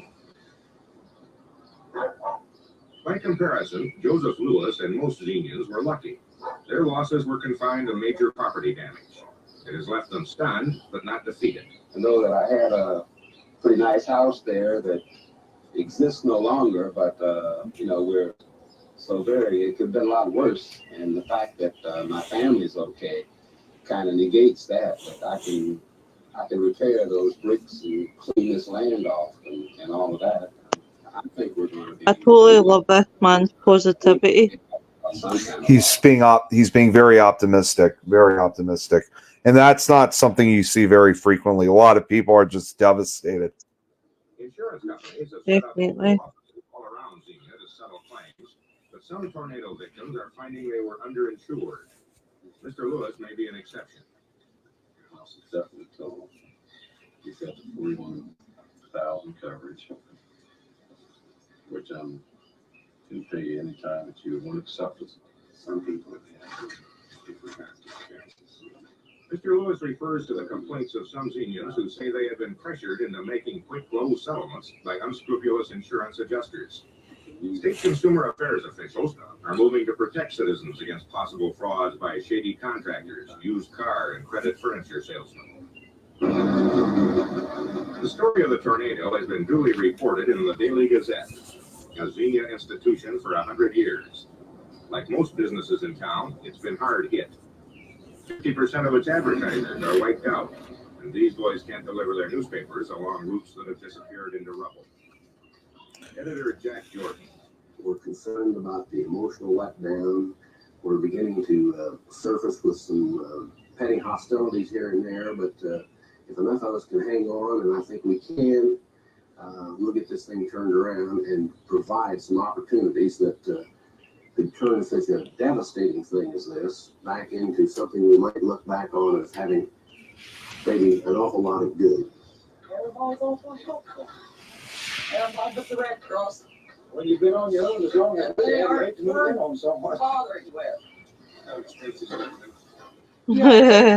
Kinds of signing papers. You can't have one nickel. You can't have a nickel and expect Red Cross to 44 help you. Different places to No, sign here, there, and everywhere. So we just turn around and walk away. We'll make it on our own somehow. Well, the Red Cross did do a fantastic job in providing shelter and food in this. Like any issue, the Red Cross has been subject to criticism here, but then all of us have been. We've all learned, and we've all been short-tempered, and we've made a lot of mistakes. Is there anything we can do? But Xenia's city government has performed remarkably well. City manager Robert Stewart is coping with problems so monumental and complex as to confound even the most sophisticated big city mayor. A steady stream of high-powered federal, state, and military officials come to confer with him in his disaster command headquarters, but Stewart is apparently not awed by their rank. The cooperation from the Corps and the Corps' people has just been tremendous in this thing. The problem has been that we don't want to make any mistakes.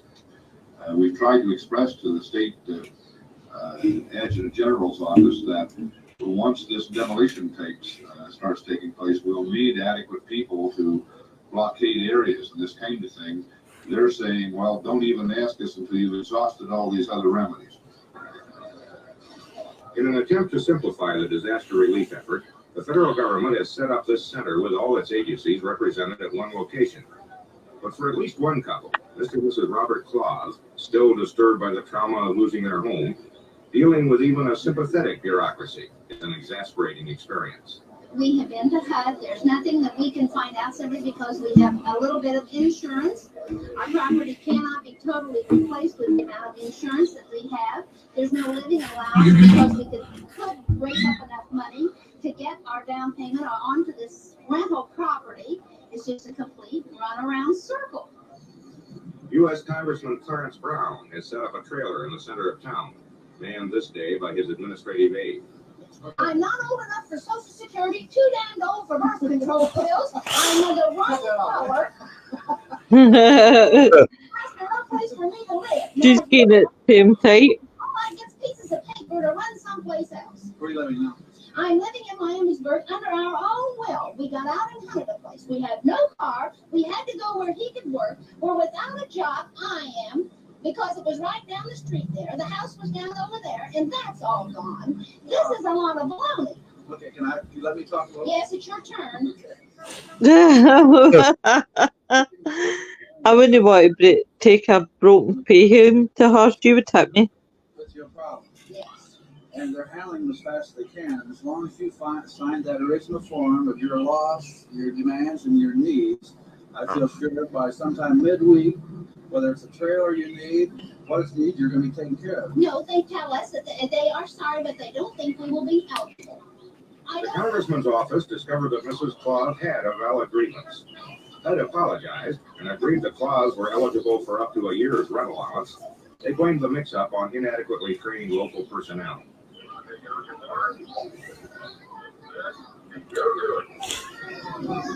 Looks like school's back in session. Time off for the children. Hi. Oh, They it's the cancel Easter egg. that. Oh, wait, that's the Easter egg hunt. Okay. Ah. The kids are like that. Why can we not stay off an extra time? So it's all we're waiting on there, trying to clean up a little bit. I think the spirit here is tremendous. You see all this debris, and yet there's still a flicker of hope here. It's tremendous. I like seeing it anyway.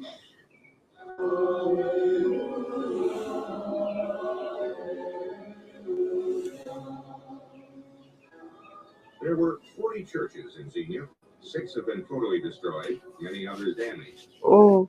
Some places, Lutherans worship with Presbyterians, Episcopalians with Methodists. Here at the Faith Community Methodist Church, the turnout is large, although 172 families in the congregation have lost their homes.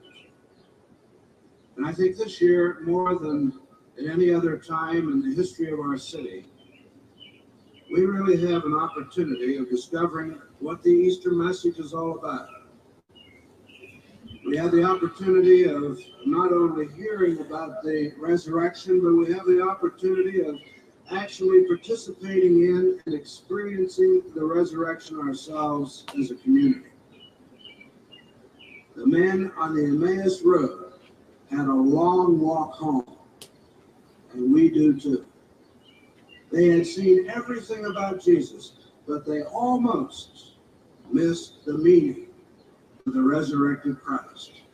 But then their eyes were open and they recognized him. Oh, it's almost at the end. No, you're fine.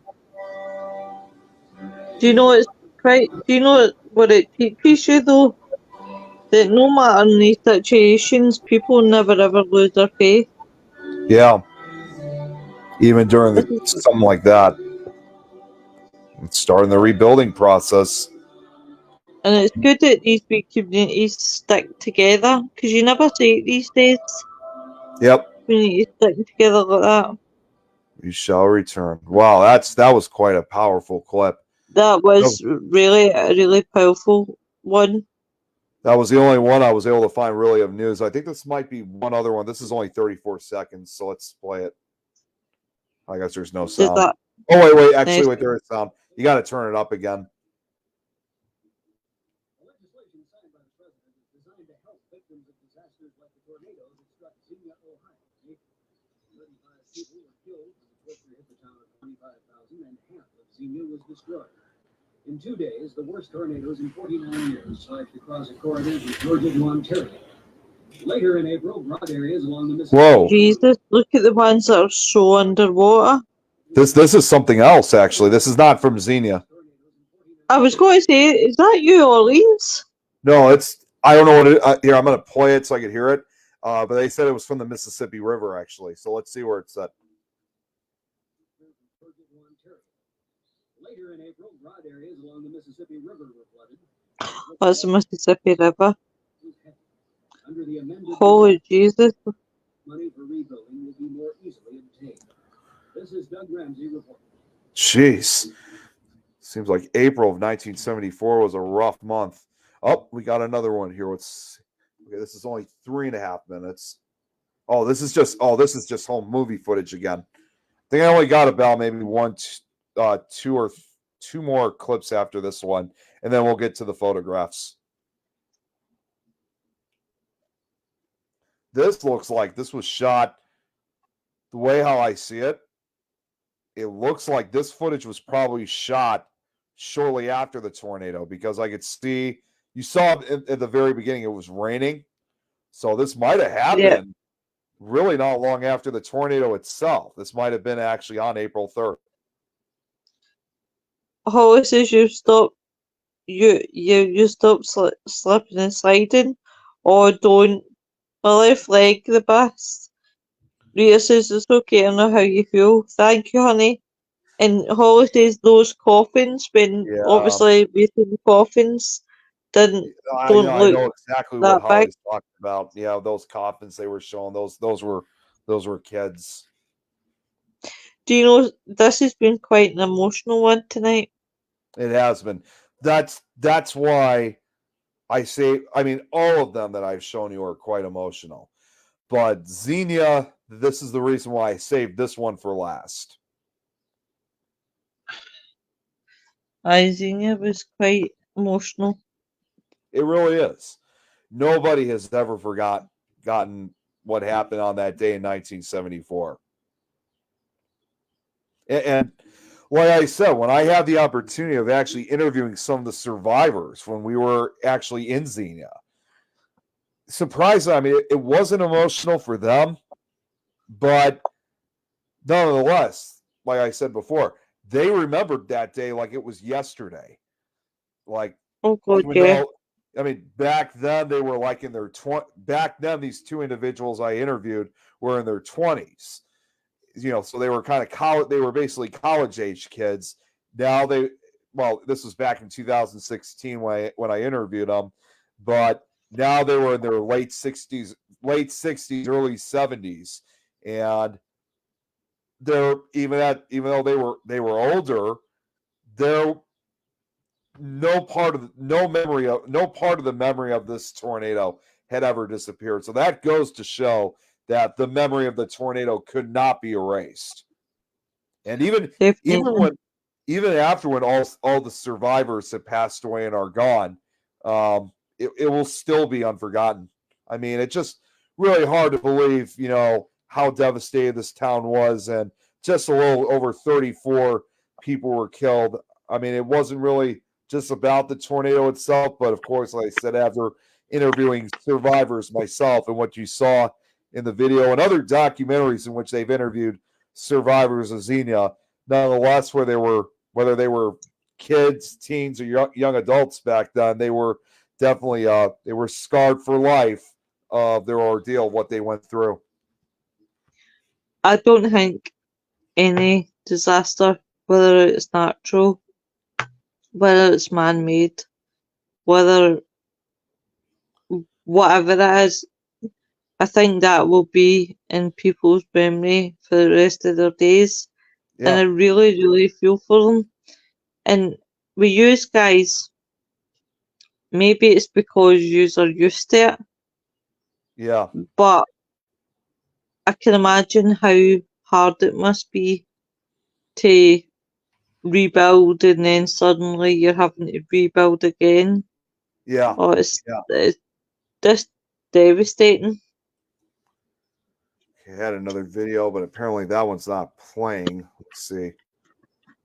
Okay, we got probably. Oh, we got it. We got another one here with sound on it. Okay, so let's. This is only Awesome. three.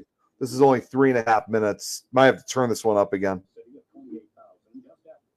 The tornado hit the city at 28,000 just after 4:30 in the afternoon.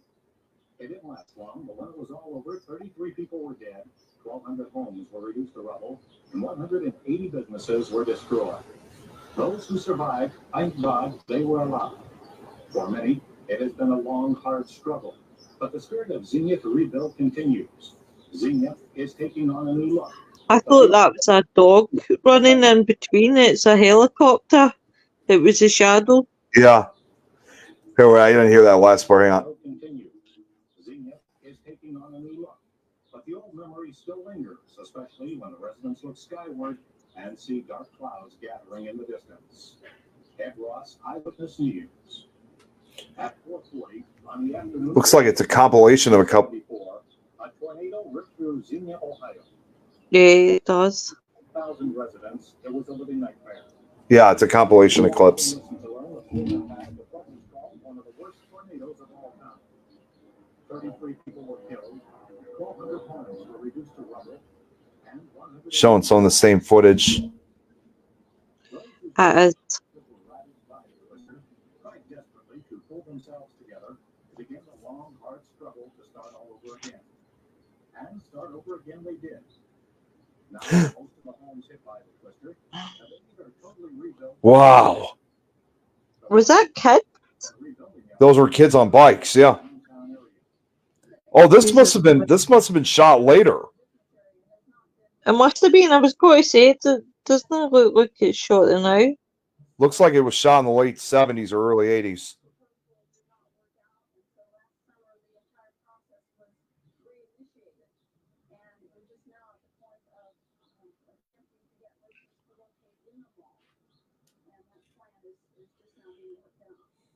Much has been done here in Xenia, but there's much yet to be done. The people here have come to realize the financial realities of the situation. This looks like the late 70s. Yep. Was it the hairdo?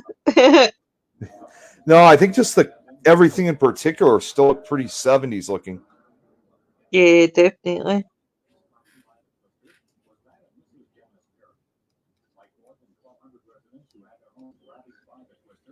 It has been a long struggle to get back to what most would consider a normal life. I've got to laugh at Stephen. He says he's not sleeping, and he's sleeping with the headphones on.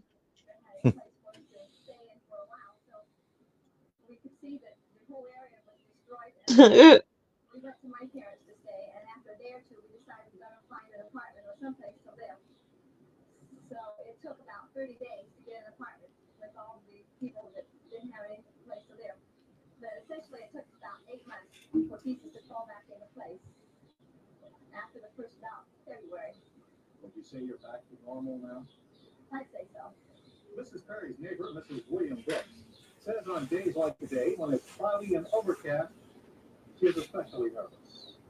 We're very nervous on days like today because after the tornado destroyed our home, we were all safe, but we keep the windows open and doors cracked, and we listen to those sirens. It's a very nervous situation from April to October. It really is. It really is. There are many grim reminders of the tornado here in Xenia. Now, Nick had his home destroyed, but his bicycle was not. Oh, he says he has a new one now. Wow. He still likes to ride his old one, Wow. even though it does remind I always love when there's news reporters and there's always somebody who gates crashes it. They just don't make, it's just another one of those scenarios where they just don't do news like that anymore. All right, now what's No, back? definitely not. Oh, this one, let's see. Okay, this is a little long, but let me just make sure before we get to, let me see how many clips we got left. Okay, so tell you what we're going to do is okay, so there's 1, 2, 3. Okay, hang on a second. There's going to be definitely a part 6. Yeah. Okay, so what I'm going to do is we'll watch these last we'll give you some of the pictures.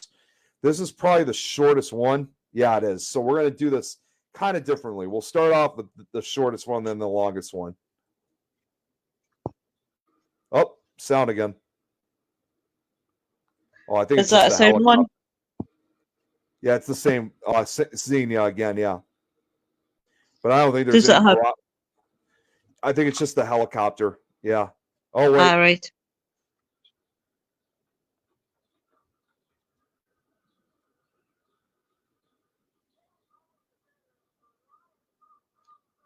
I'm sorry if I'm making everybody seasick when I'm going up, down, up, down, up, down.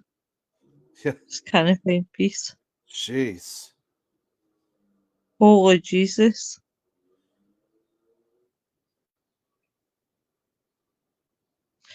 See, when I see cars, it always gives me the fear because I hope there's no one in them.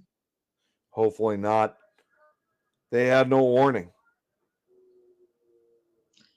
Oh, wow, look at that car that was caught right underneath. Yep. Wow.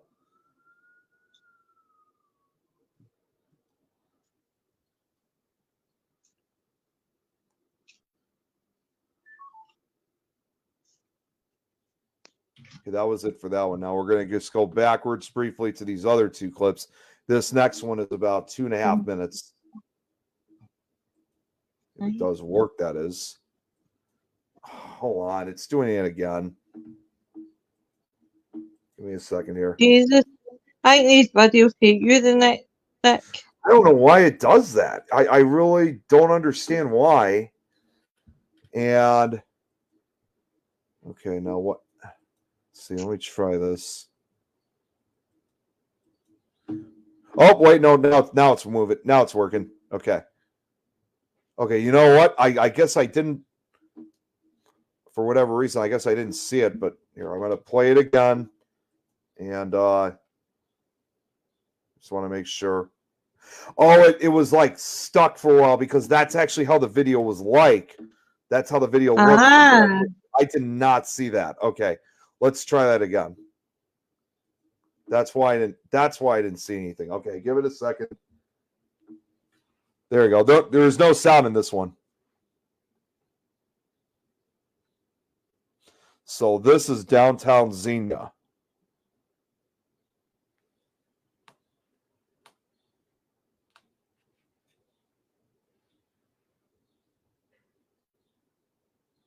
Look at the destruction.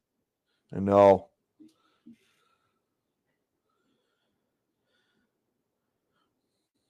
I feel sorry for the people who've got to clean that up. Yeah, like just all of this debris, basically. Oh, there's the American Red Cross.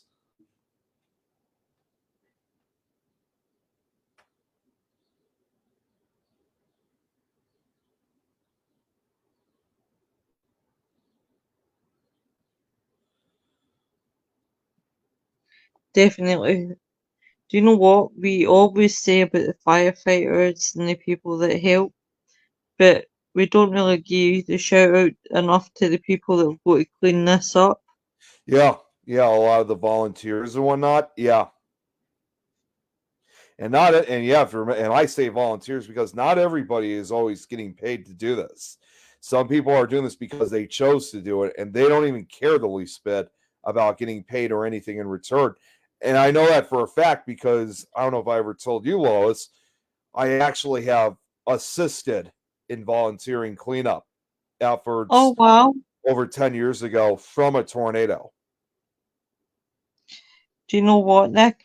As I said, I always admire you, but full respect to you for obviously going and taking out your own time to help to clean up a At place. first I was very reluctant. I really didn't know what to expect because I know I've seen a lot of this, like what we're seeing right now. Look at that. Speaking of which, like what we're seeing right Do now, you I'm know? used to seeing this always on TV, but when you actually see it for yourself, it's a very different story. It's not even that. This sounds morbid, but you must have the theory, what will I find? Yeah. It'll probably make you scared, what will I find? It's a really hard one because I think for me personally, I think it would, and it's no offence to anybody who's an adult, but if I had to find a child or an animal, it would really, really upset me. That was my concern. I mean, I even said, what if I came across a dead body or something like that? And at Yeah. that time, this was over 10 years ago. Therefore, I was only 20 years old when I volunteered along with my dad. And the tornado that I went through obviously was not is what you're seeing here in Xenia, but it wasn't as well, it was still devastating. It wasn't as destructive as what you're seeing here in this new footage of Xenia. The tornado it didn't hit our area. We went down to Washington, Illinois, which is down in the central part of the state. And on November 17th, if I'm correct, of 2013, the town of Washington, which is a relatively rural town, was hit by a devastating EF4 tornado, which was extremely rare to have, especially in that part of the year, because the fact that this was November, it was definitely the end of the season for us. So 3 people were at least killed by this tornado. And it just devastated the entire town. And one thing that bothered me a lot when we were heading down to Washington, Illinois, was, as you know all too well, I have a heart for historic areas. I mean, this is why I love doing this stuff. Well, I didn't know Hertz existed back in 74. Anyways, I was very concerned. That was because I basically had a big heart for the historic areas, just as I do with people's lives, because the older buildings, they represent part of the town's history. And it's devastating, like what you're seeing right now with Xenia. Looks like, I don't know what's going on here, but it looks like maybe a father and daughter, probably going through the rest of their home or something. Looks like that's their former house. Yeah. They obviously have some type of optimistic attitude. They're not like completely devastated. That's the other thing too. When we were in Washington, we never encountered anyone that was like emotional or crying or anything like that. But when we went down but anyways, going back to the historic district, because every town has a historic district area. We went through Washington, and I couldn't believe this when I saw this. This tornado once again followed the rules of how a normal tornado acts. The entire historic district area of Washington was completely spared. Not a single not a single area of the historic district where most of Washington's 50 to 100-year-old plus buildings were hit by the tornado. It was completely fine. It was you just cut me on. It was clean. It was like literally clean. There was not even a little piece of debris in that area. But when we went through the rest of Washington, the entire rest of Washington was gone. It was completely destroyed. That must get you upset, Nick. Because I know you're quite empathic, so it must have been quite an overload for you. It really was. I mean, I was at 2 different emotions. I mean, I was happy that the historic area was spared and was fine, which that means that that part of Washington will now still continue to stand for many years, maybe another 150 to 100 years to come. So we now know, so I was relieved with that. I was happy that the historic area was okay, but the rest of Washington, at the same time, it was devastating to look at. And just like the case with this outbreak, shortly after this tornado hit Washington, Illinois, and I'm going to say the same thing I just said not too long ago, there was to be one more freak of nature that followed after this tornado. When the tornado hit, it was in the 70s. It was very warm that day. Within 2 days, that temperature dropped down to 50. And then a few days after that, it dropped down to like 10 degrees. And not long after that, it snowed. That's quite mental that you have that tornado and then suddenly it's snowing. I felt that misery because it actually snowed when we were doing the cleanup efforts. How did you feel after it, Nick? You must have been absolutely exhausted. If no, you must have been really just the cleanup efforts were very difficult, not only just emotionally, but also physically, because the fact that these temperatures dropped down, many of us were so cold. It was very even though we were wearing heavy coats, it was so freezing. And they had tents for us, fortunately. They had tents for us to go in, and they had like heaters that ran for both us and for the survivors. But even being in the tents was difficult. You didn't get a lot of heat. You were still cold in the end. Now, for us, I mean, we were able to get a hotel room just a few miles from the town. So obviously that was a warm haven for us. I wouldn't be surprised that some of the survivors were also staying at the hotel that we were staying at. But nonetheless, when we left for the morning and went out there, you were on your own. There was no place for you.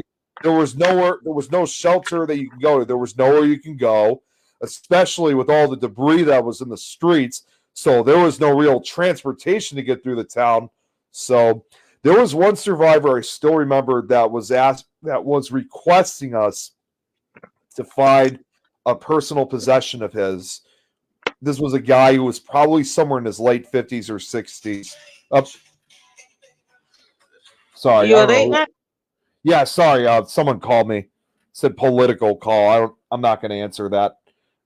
Anyways. Oh, I take it was one of these scammer calls. Yeah, it probably is. Well, look at that. Oh my God, look at that. The roof just caved in onto the bathtub of that area. Jeez, thank God nobody was in for a bath. Oh, not only that, if they took cover in that bathtub, that would have been a death sentence for them. And this debris, I mean, what you're seeing right now is very similar to what I saw in Washington, Illinois. I have to keep saying Washington, Illinois, because I don't want people to think Washington, D.C. So I must admit, I would have thought that if you had said Washington. Yeah. See all these people here? Like, look, they're all in heavy coats again. This is exactly what I'm seeing right now. Is exactly what I went through when we were down in this town. Oh wow. But this guy who was like in his late 50s, early or 60s, he was asking us to find a golden watch that he had recently gotten. I already knew what that meant when he was looking for a golden watch. It was clear. This was a guy who had recently retired from his job. And it's I don't know if they do it out in the UK for those who retire, but over here, when a person retires, they give them a golden watch as a reward for all their years of hard work. So is that a good luck thing, or is it just because the amount of years that they've done? It's basically a combination of the two. Good luck, and also for all the years they spent, all the time they spent working there. Oh, look at these little kids here. They're just like amazed. A whole tree is just uprooted. And you could see once again, they're all in hoodies. So that tells you it's freezing outside. Look at, oh my God, that's a huge tree. That's the entire tree Jesus. right there. Wow. That is definitely showing that those winds were definitely up to 300 miles per hour to rip that tree out. Couldn't even lift it up into the air. Yeah, see the kids are jumping. I mean, that's showing they're freezing right now. Definitely. I, Look at the I way they would love them. like I said, it's like I could feel the cold air that they felt when I was down there. Oh, yes, and President Richard Nixon came out. There's President Nixon right there. That's real footage. That is real footage of him. There he is. I know I'm jumping ahead of what I was going to read, but I'll say it anyway. Xenia was the only town that President Richard Nixon visited. That was the only town that was affected by the outbreak that he visited. How come? It must have been. It must have been. I mean, it must have been quite an honor that the president of the United States actually. I know there's been a lot of people who've criticized of who he was. You know, he was that kind of person who thought, you know, everyone was out to get him. You know, he had a lot of crazy things going on. And even though I definitely do agree with some of that stuff, this was definitely one of the few times where where you could truly see that he's showing compassion to those who were affected by this tornado. And most importantly, paying his most ultimate respects. Do you know what I love? Presidents like that. The one that always stands out to my mind, and he always does and he always will be, what's he called? Zelensky in Zelensky, Ukraine. I'll always give that man my respect because when the war started, he was the first one to be out in the front line. There's the president's car. Oh, is that still? I don't know who shot this. This is obviously home movie footage, but whoever did, they captured some incredible footage here, not just of Nixon, just everything here. And I must admit, the footage is brilliant.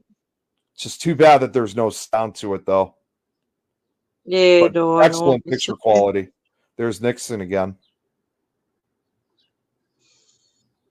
You could take this to Podstars and see how much it's worth. I mean, the person who shot it, yeah. I have seen, now there is footage out there in which there is sound of what Nixon is saying. But unfortunately, this is not that footage. Obviously, I'm pretty sure that whoever the cameraman is for this footage, he's definitely not the only one. And the fact that he's also speaking, that probably means that there's also television news cameras that are at this. So obviously, unfortunately, I couldn't find any footage like that. But this was the best I can come up with featuring President Richard Nixon. You've done really well, honey. You've done really well. Yeah, this was totally worth putting together. Oh, okay, God, yeah. I might just show just one more slide, and then after that, we do have to end it, unfortunately. So, yeah, looks like there will be a part 6. And you know what? Part 6 is actually fine with me because then I'm kind of ending this whole thing evenly. So what you mean is, Lois, are you free next Wednesday night, 10 p.m.? Yep. Well, also we started a few minutes late too because I had the technical issues, but you know it's fine. Tell the truth. You started later because you were too busy talking to me. Well, no, not only that, but also, of course, like I said, the technical issues. It's all right. I'll back you up. Don't you worry, son. I've really enjoyed all this presentation for day one. When I do this again, I'm just going to make this basically like a separate mini series. That's what I'm going to do. Yeah. I was actually thinking that myself. I'm thinking if you're going to cover this again, make it a mini series, definitely. Basically a standalone series, as I would put it. Yeah. Man, this is just incredible. I really wish I could hear what they're saying right now. So they are. interesting. And this was back in the days too, where you can clearly see. I mean, I know a lot of these are also reporters, but this was back in the days where you can go up to a president, without having security guards kind of stopping you in a way. I mean, I'm sure he had security, but they weren't as strict as it is nowadays. I think that's the problem. Yeah, nowadays it's like you can only see. Well, and also, I mean, with all due respect, I mean, with our past presidential assassinations and assassination attempts, I can understand why they've had to heighten up, and especially with what's going on now, they've had to heighten up. They've had to heighten up security. So, I can understand that. So, but sadly, yeah, you just don't see anything like that anymore. Like, you want to see your president nowadays, you can only really see him from a distance because you never know what could happen. There he goes. That's why sorry, honey. No, I just said there he goes. Oh, they had beautiful cars. I'm turning into Joe tonight. The best it is, I couldn't tell you what model it is. Oh, look at that. I think that's Xenia High School. Jesus God. Help's on the way. I couldn't see the rest of it. Long list of injured. Readers put up all of them.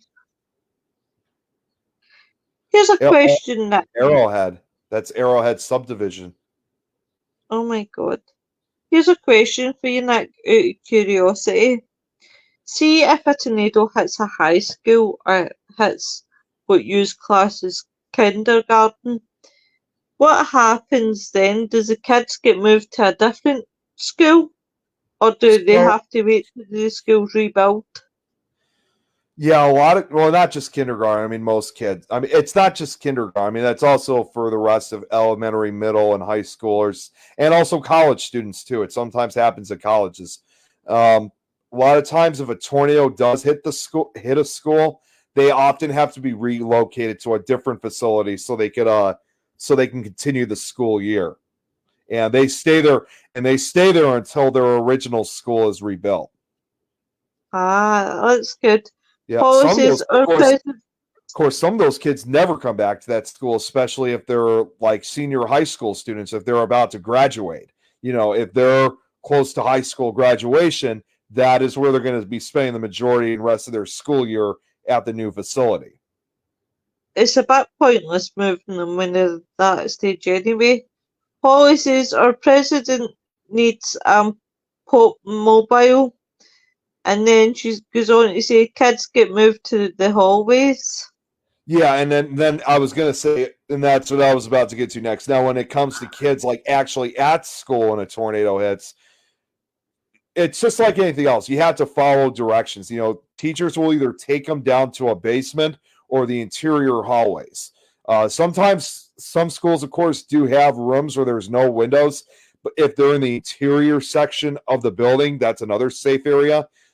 Interior bathrooms, definitely, even if they don't have windows, one place that would not be recommended would be like auditoriums or gymnasiums or large cafeterias that have lightly support, because they have, even though there may be no windows in some of those areas, they have lightly supported roofs, so that could easily be ripped off, especially from a very violent tornado. So that was the end of it. I think there was 1 second here. Oh yeah, I forgot. Okay, so this will be the last one, and then we'll end it. Hang on 1 second. For whatever reason, once again, this footage wasn't playing. Let me see how long it is first. You know what? That's what I'm probably just going to do. What I'm going to do just to make it easier is just do what I did before. Oh, wait a minute. This is also. Hang on. Oh, actually, it's not too bad. It's about 10 minutes. So, okay, yeah, we'll definitely make this the last one. We'll save the pictures for next week then. And I know for a fact, because this is the last video. Well, other than the film I was going to show, this is really the last video that I have. Well, actually, no. two videos after this. Other than those two videos, this is the last aftermath piece of footage I got. So we'll make this. This will definitely be the final one, provided, of course, it plays.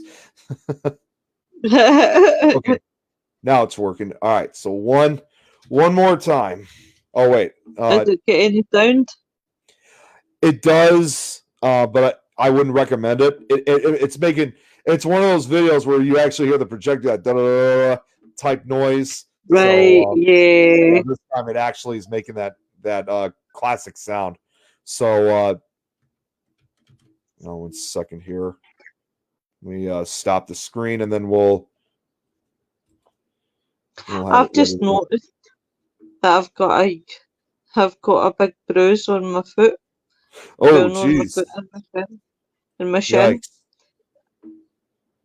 With their phone. Yes, I'll do Here we go. stupid ass. So this is the last one.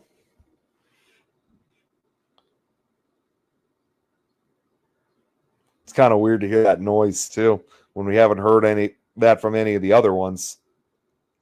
Oh god, that is. Now this looks like, I wouldn't be surprised if this, I could be wrong. This could be, some of this might be from the Arrowhead subdivision of Xenia.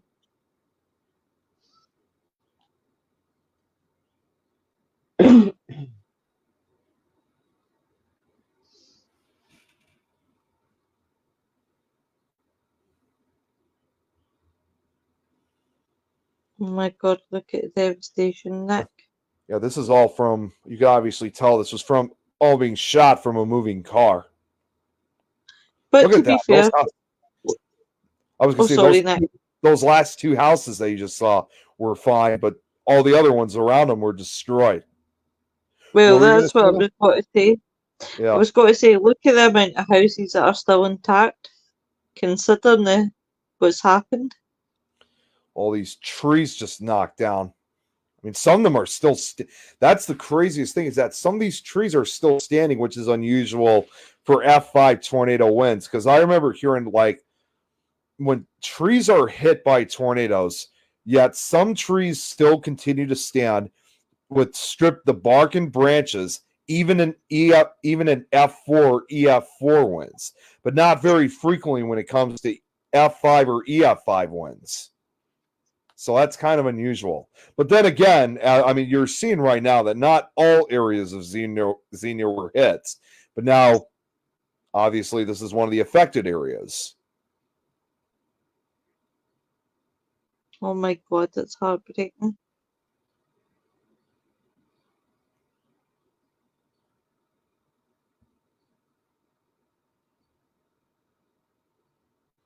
Yeah, doubtfully. I think the Xenia tornado, this is probably, I think it definitely has had the most filmed aftermath than any of the other tornadoes we've seen combined. Oh god, aye. It seems to be the worst hit. That's what makes the Xenia tornado most notorious. That's the reason why. I mean, all the other ones, including the other F5s, were devastating. But this was the most infamous one. This is the one that got the most attention.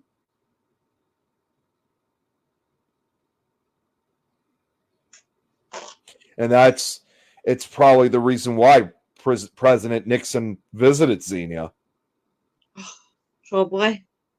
That's why I admire some of the presidents that actually go out their way to go and visit these places.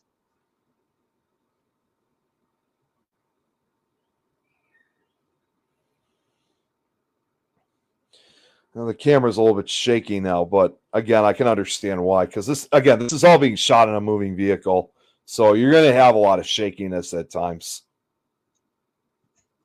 Plus, a lot of those cameras also at times were sometimes quite big, so it might also be a larger camera that he's holding. So it's also heavy, probably hold on to. Personally, I wouldn't be able to hold them. And see that tower? I've noticed that tower has been showing up in a lot of the pieces of footage. That, I think, might have been either, I'm going to assume most likely was the church, or it might have been the courthouse. And if I'm correct, when I was visiting Xenia, I think that even though it was heavily damaged, I think that building might still be standing. Huh. Now look at these houses here. They definitely took a beating. But definitely, without a doubt. Oh, the other thing too, I forgot to mention when we were to kind of pass some of this time going, when we were in Yeah. Washington, when we were down in Washington, Illinois, the volunteer group that we were a part of, it was actually a church group, so that's how we got involved. And I'm telling you right now, I mean, when we went, we weren't doing this because we knew anybody who lived down in Washington. We just decided to do it because it was not far from our area. I mean, Washington, Illinois is only about 3.5 hours away from where I live. So this was definitely the closest we've had with a devastating, EF3 plus tornado in a very long time. So that's why we were motivated to go down and help out in Washington. See, that's what I admire about the church, right? For all we going on and on about subjects in the church and that, I actually Yeah. got to admire them because when it comes to, like, obviously disasters like this, they're always trying to raise funds, send, food bags, And even though we everything weren't, just to help. yeah. And even though we weren't paid for any of this, they did, however, give us something in return, just as kind of a reward for all of our hard work, considering how freezing it was, and also considering that going to places was scarce. Obviously, they were nice enough to make us food. They gave us hot cocoa. They gave us like burgers and that kind of thing. It obviously for free. So we got a little something in return because obviously with all the hard work that we were putting in, obviously we had to eat and drink something, especially if it was hot food or drinks. And it was all on them. We didn't have to pay a single thing. So that's the beauty too of volunteer works, is that even though a lot of victims get stuff, like free food and certain things, because obviously they can't afford it themselves, it's not just the survivors, it's also the volunteers themselves. They're rewarded for all their hard work. So that was also another nice thing about being a volunteer. Sadly, I never even got to finish up with what I was thinking about when we were trying to look for that watch. In spite of our best efforts, we never did find that watch. So obviously, did you know? Oh. In spite of our best and hardest efforts, we couldn't find it. I mean, even I understand why this was important to this guy, but even then, I had my doubts that we were going to find it, because I figured with an EF4 tornado with winds up to 200 plus miles an hour, I was already telling myself, I don't think we're going to find it. With 200 plus mile an hour winds, that watch may have been miles away. No, well, that's what I was just going to say, Nick. It's like throwing a pin in a in a haystack. Yep, and just basically trying to find it. There's absolutely zero chance. They also told us too, and we didn't really see much of it, but they also told us too that if we found any pictures of anybody in them, they told us to keep, well, not keep them ourselves, but to hold on to them, because obviously that would have represented somebody, a memory. Obviously, that's the other thing too. When you're volunteering in a disaster area, if you find pictures of anybody, hold on to them, because that obviously would belong to somebody. Especially if it's like, let's say, like a wedding picture or a graduation picture, would represent an important part of that family's history. So you also want to hold on to pictures of people. And I'm not just saying, like, I'm not trying to sound weird. I'm not just saying, saving pictures of kids. They're talking save any pictures you come across, whether they're families, adults, kids, save them. Because again, that's a memory of a family. That's what I really admire about you, Nick. Like, you do anything to help them. Do you still volunteer? Like doing cleaning up after disasters, or do you just have you not done it for ages? It was just something that my dad really wanted me to be a part of. He wasn't actually forcing on me. And honestly, near the end, when we were on there for our last day, I think it just got so overwhelming that I just couldn't do it anymore. It was just too sad. And I remember, arguing with my dad about it, when we got home, about this thing. But looking back now, I'm definitely glad that I took part in it, in spite of how difficult of an experience it was. And it's amazing too. We have passed since then some of our road trips that I go on, my paranormal road trips with Tom, especially if it's downstate here in Illinois. Yeah. We have passed by the town of Washington. And just looking at it now is just absolutely amazing. The entire town has been fully rebuilt. There's not even a single bare house slab that bears witness to what happened here. It was like as if the town of Washington was never even hit. That sounds pretty cool. I wanted to actually have Tom drive us through Washington, but of course, being on these long road trips, we were in a hurry, so we didn't really get to have a chance to really explore what Washington has been since over 10 years since the last time I was there. But in the end, even though it was difficult for me, what you're seeing right now, like what you see here in Xenia, in the end, it wasn't about money. It wasn't even about getting food and stuff like that, in spite of our hard work. I've always learned that at the end of the day, before you know it, everybody forgets about their troubles. And, whether it was back then or the time that I was doing this or what's happening now, with what's happening in the Great Plains, again, when things like this happens, everybody forgets about their troubles and they go, hey, this is much more important. The way out brings people together. It's phenomenal. It certainly does. It's the same as I've always. Go ahead. I'm sorry. Keep going. I'm sorry. I keep cutting you off. No, honey. No. You're fine, babe. On you go. No. You go ahead now. I was done with what I was going to say. Right. What I was going to say was it's the same as suppose like what you do in the paranormal with your big messages, your special messages. You're obviously reaching out to other countries. Yeah. I suppose in a way that's similarly really what it's like. Well, and I offer, of course, my respect, of course, to people who've been heavily affected by certain things, whether it's a disaster or if they lost a family member. I just did that a week or so ago for investigators that were hit in Nebraska, Kansas, Oklahoma, and Texas. Even if it was just a simple post, it was just a way to show that you guys are in my thoughts.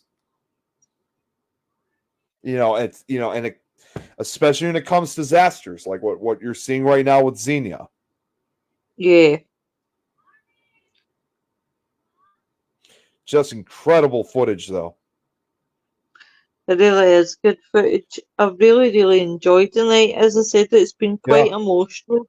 Look at this, too. Did you notice just a few minutes ago we were looking at the most devastated sections? Oh, that's it.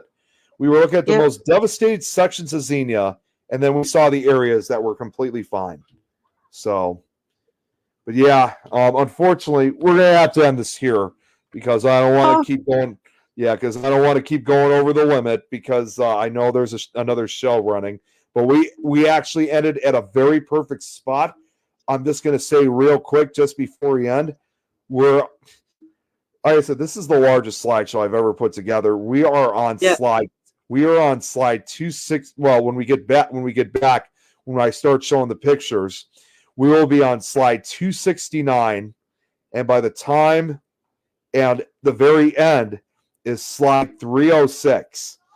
So we only got about 35 more slides left of this. So we're almost there. I can definitely see us ending for next week. And we're getting close to the end of the line. Yep. And Lotus still got a job. Yay! Hopefully Wayne could join and so can Joe. Because like I said, even though it's still we got about 30 something slides left, I still got to show that film and I'm hoping that I could have a little bit of an audience. I mean, I know I already have an audience watching, but have a little audience actually here in the studio to watch. Yeah, that would be amazing. I'd be up for that. Yeah. So with that being said, we're going to make, so part 6. Yeah, this will be the true final part now that I know exactly where we are. So we're going to Nick says that we'll still be in part 10. Oh God, thank God no. and I got, like I said, in addition to the film, I also have something else that, as amazing as what you've been seeing, the other video, I'm not going to tell you what it is, but I will. I want to make this definitely a surprise.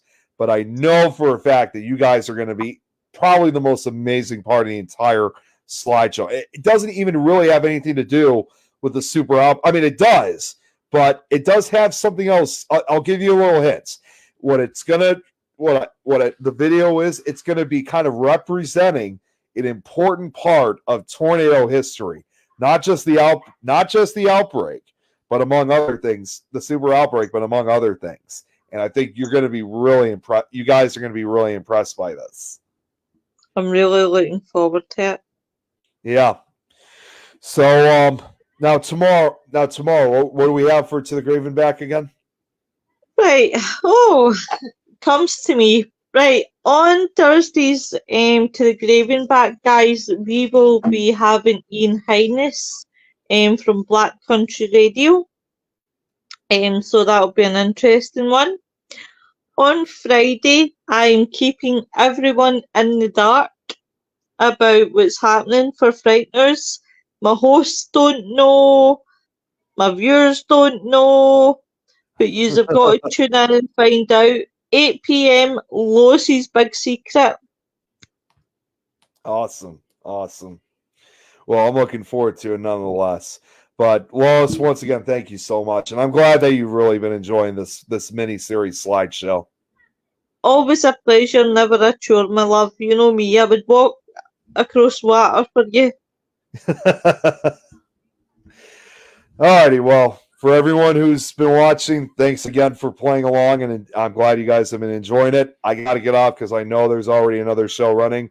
So we'll see some of you guys tomorrow for To the Grave and Back. But as I always like to say, if you'd rather wait till next week, till part 6 in this case, for Nick Files Super Outbreak, we will see you guys next week. So you guys all have a great night. Bye, everyone. Take care.